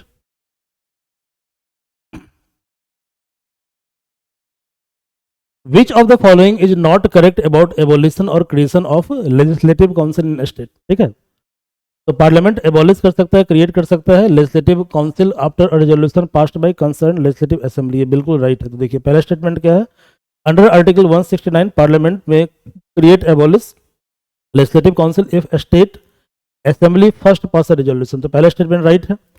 Resolution must be passed by state assembly by special majority, बिल्कुल राइट है। और एक्ट फॉर क्रिएशन और abolition of council by parliament is considered to be constitutional amendment, ये बिल्कुल गलत है, ठीक है, it is not constitutional amendment. तो 3 is wrong, only 1 and 2 is right. संविधान को अमेंड करने की आवश्यकता नहीं है। तो एक्ट फॉर क्रिएशन और abolition of council by parliament is considered as constitutional amendment under article 265, ये गलत है, it is not amendment, okay. It is passed like ordinary law. ये क्या है? ऑर्डिनरी लॉ है, ठीक है, ये ऑर्डिनरी लॉ है। President can declare national emergency on the ground of internal disturbance. ये गलत है। इंटरनल डिस्टर्बेंस जो है, इस वर्ड को 44th अमेंडमेंट एक्ट के द्वारा रिप्लेस कर दिया गया आर्म रिबेलियन वर्ड से। Arm rebellion, okay, rebellion word से रिप्लेस कर दिया गया 44th कॉन्स्टिट्यूशनल अमेंडमेंट एक्ट 1978 के द्वारा इमरजेंसी के। क्लियर है? तो पहला स्टेटमेंट क्या है? गलत है। President can proclaim national emergency only after receiving written recommendation from the cabinet. ये भी बिल्कुल राइट है। पहले क्या था, जब नेशनल इमरजेंसी हमारे आया था तो सिर्फ पीएम के द्वारा आया था, ठीक है। तो जब तक कैबिनेट का कलेक्टिव डिसीजन नहीं होगा, ठीक है, प्रेसिडेंट इमरजेंसी नहीं लगा सकता। Proclamation of national emergency must be approved by both the house of parliament within 2 months from the date of issue. ये बिल्कुल गलत है। 2 month को घटा के अब कर दिया गया है 1 month। ये भी किया गया 44th अमेंडमेंट एक्ट के द्वारा। यदि मान लीजिए कि आज प्रोक्लेमेशन आया नेशनल इमरजेंसी का, तो 1 month के अंदर उसे हाउस के द्वारा अप्रूव करना पड़ेगा, ठीक है। Lok Sabha has no control over revocation of national emergency. बिल्कुल गलत है। इसमें 2 कंडीशन होता है। पहला कंडीशन ये होता है कि प्रेसिडेंट नेशनल इमरजेंसी को कभी भी रिवोक कर सकता है। सेकंड क्या है कि यदि लोकसभा ने कोई रिजोल्यूशन पास किया for revocation of national emergency, president must give his assent. ये भी राइट है। तो ये भी स्टेटमेंट क्या हो गया? गलत हो गया, ठीक है, गलत हो गया। तो क्या कह रहा है कि इसमें से कौन सा करेक्ट है? ओके, करेक्ट है। कोई भी करेक्ट नहीं है। ये सही कैसे हो गया भाई? यहाँ पे नॉट करेक्ट हुआ क्या? ओके, चलिए देख लेते हैं, लेकिन इसमें करेक्ट कोई भी नहीं है, ठीक है। यहाँ लिखा हुआ है, देखिए, 44th amendment act 1978 substitute the word armed rebellion for internal disturbance, ठीक है। तो it is not longer to possible national emergency on the ground of internal disturbance, ठीक है। तो स्टेटमेंट 1 करेक्ट नहीं है। President can proclaim national emergency only after receiving written recommendation of the cabinet, ठीक है। तो स्टेटमेंट 2 करेक्ट है। Okay, तो 2 करेक्ट है, आई एम सॉरी, ठीक है। तो 2 करेक्ट था ना जी, 2 करेक्ट था, तो only 1 is correct. Okay, third क्या देखिए, third statement, proclamation of emergency must be approve by both the house of parliament within 1 month from the date of its issue. तो ओरिजिनल पीरियड 2 month था, जिसको कि घटा दिया गया 1 month bye 44th amendment act. और जो proclamation of emergency होता है उसको रिवोक किया सकता है प्रेसिडेंट के द्वारा एट एनी टाइम, ठीक है। इसके अलावा president must revoke a proclamation if Lok Sabha pass resolution to disapprove continuation of emergency, ठीक है।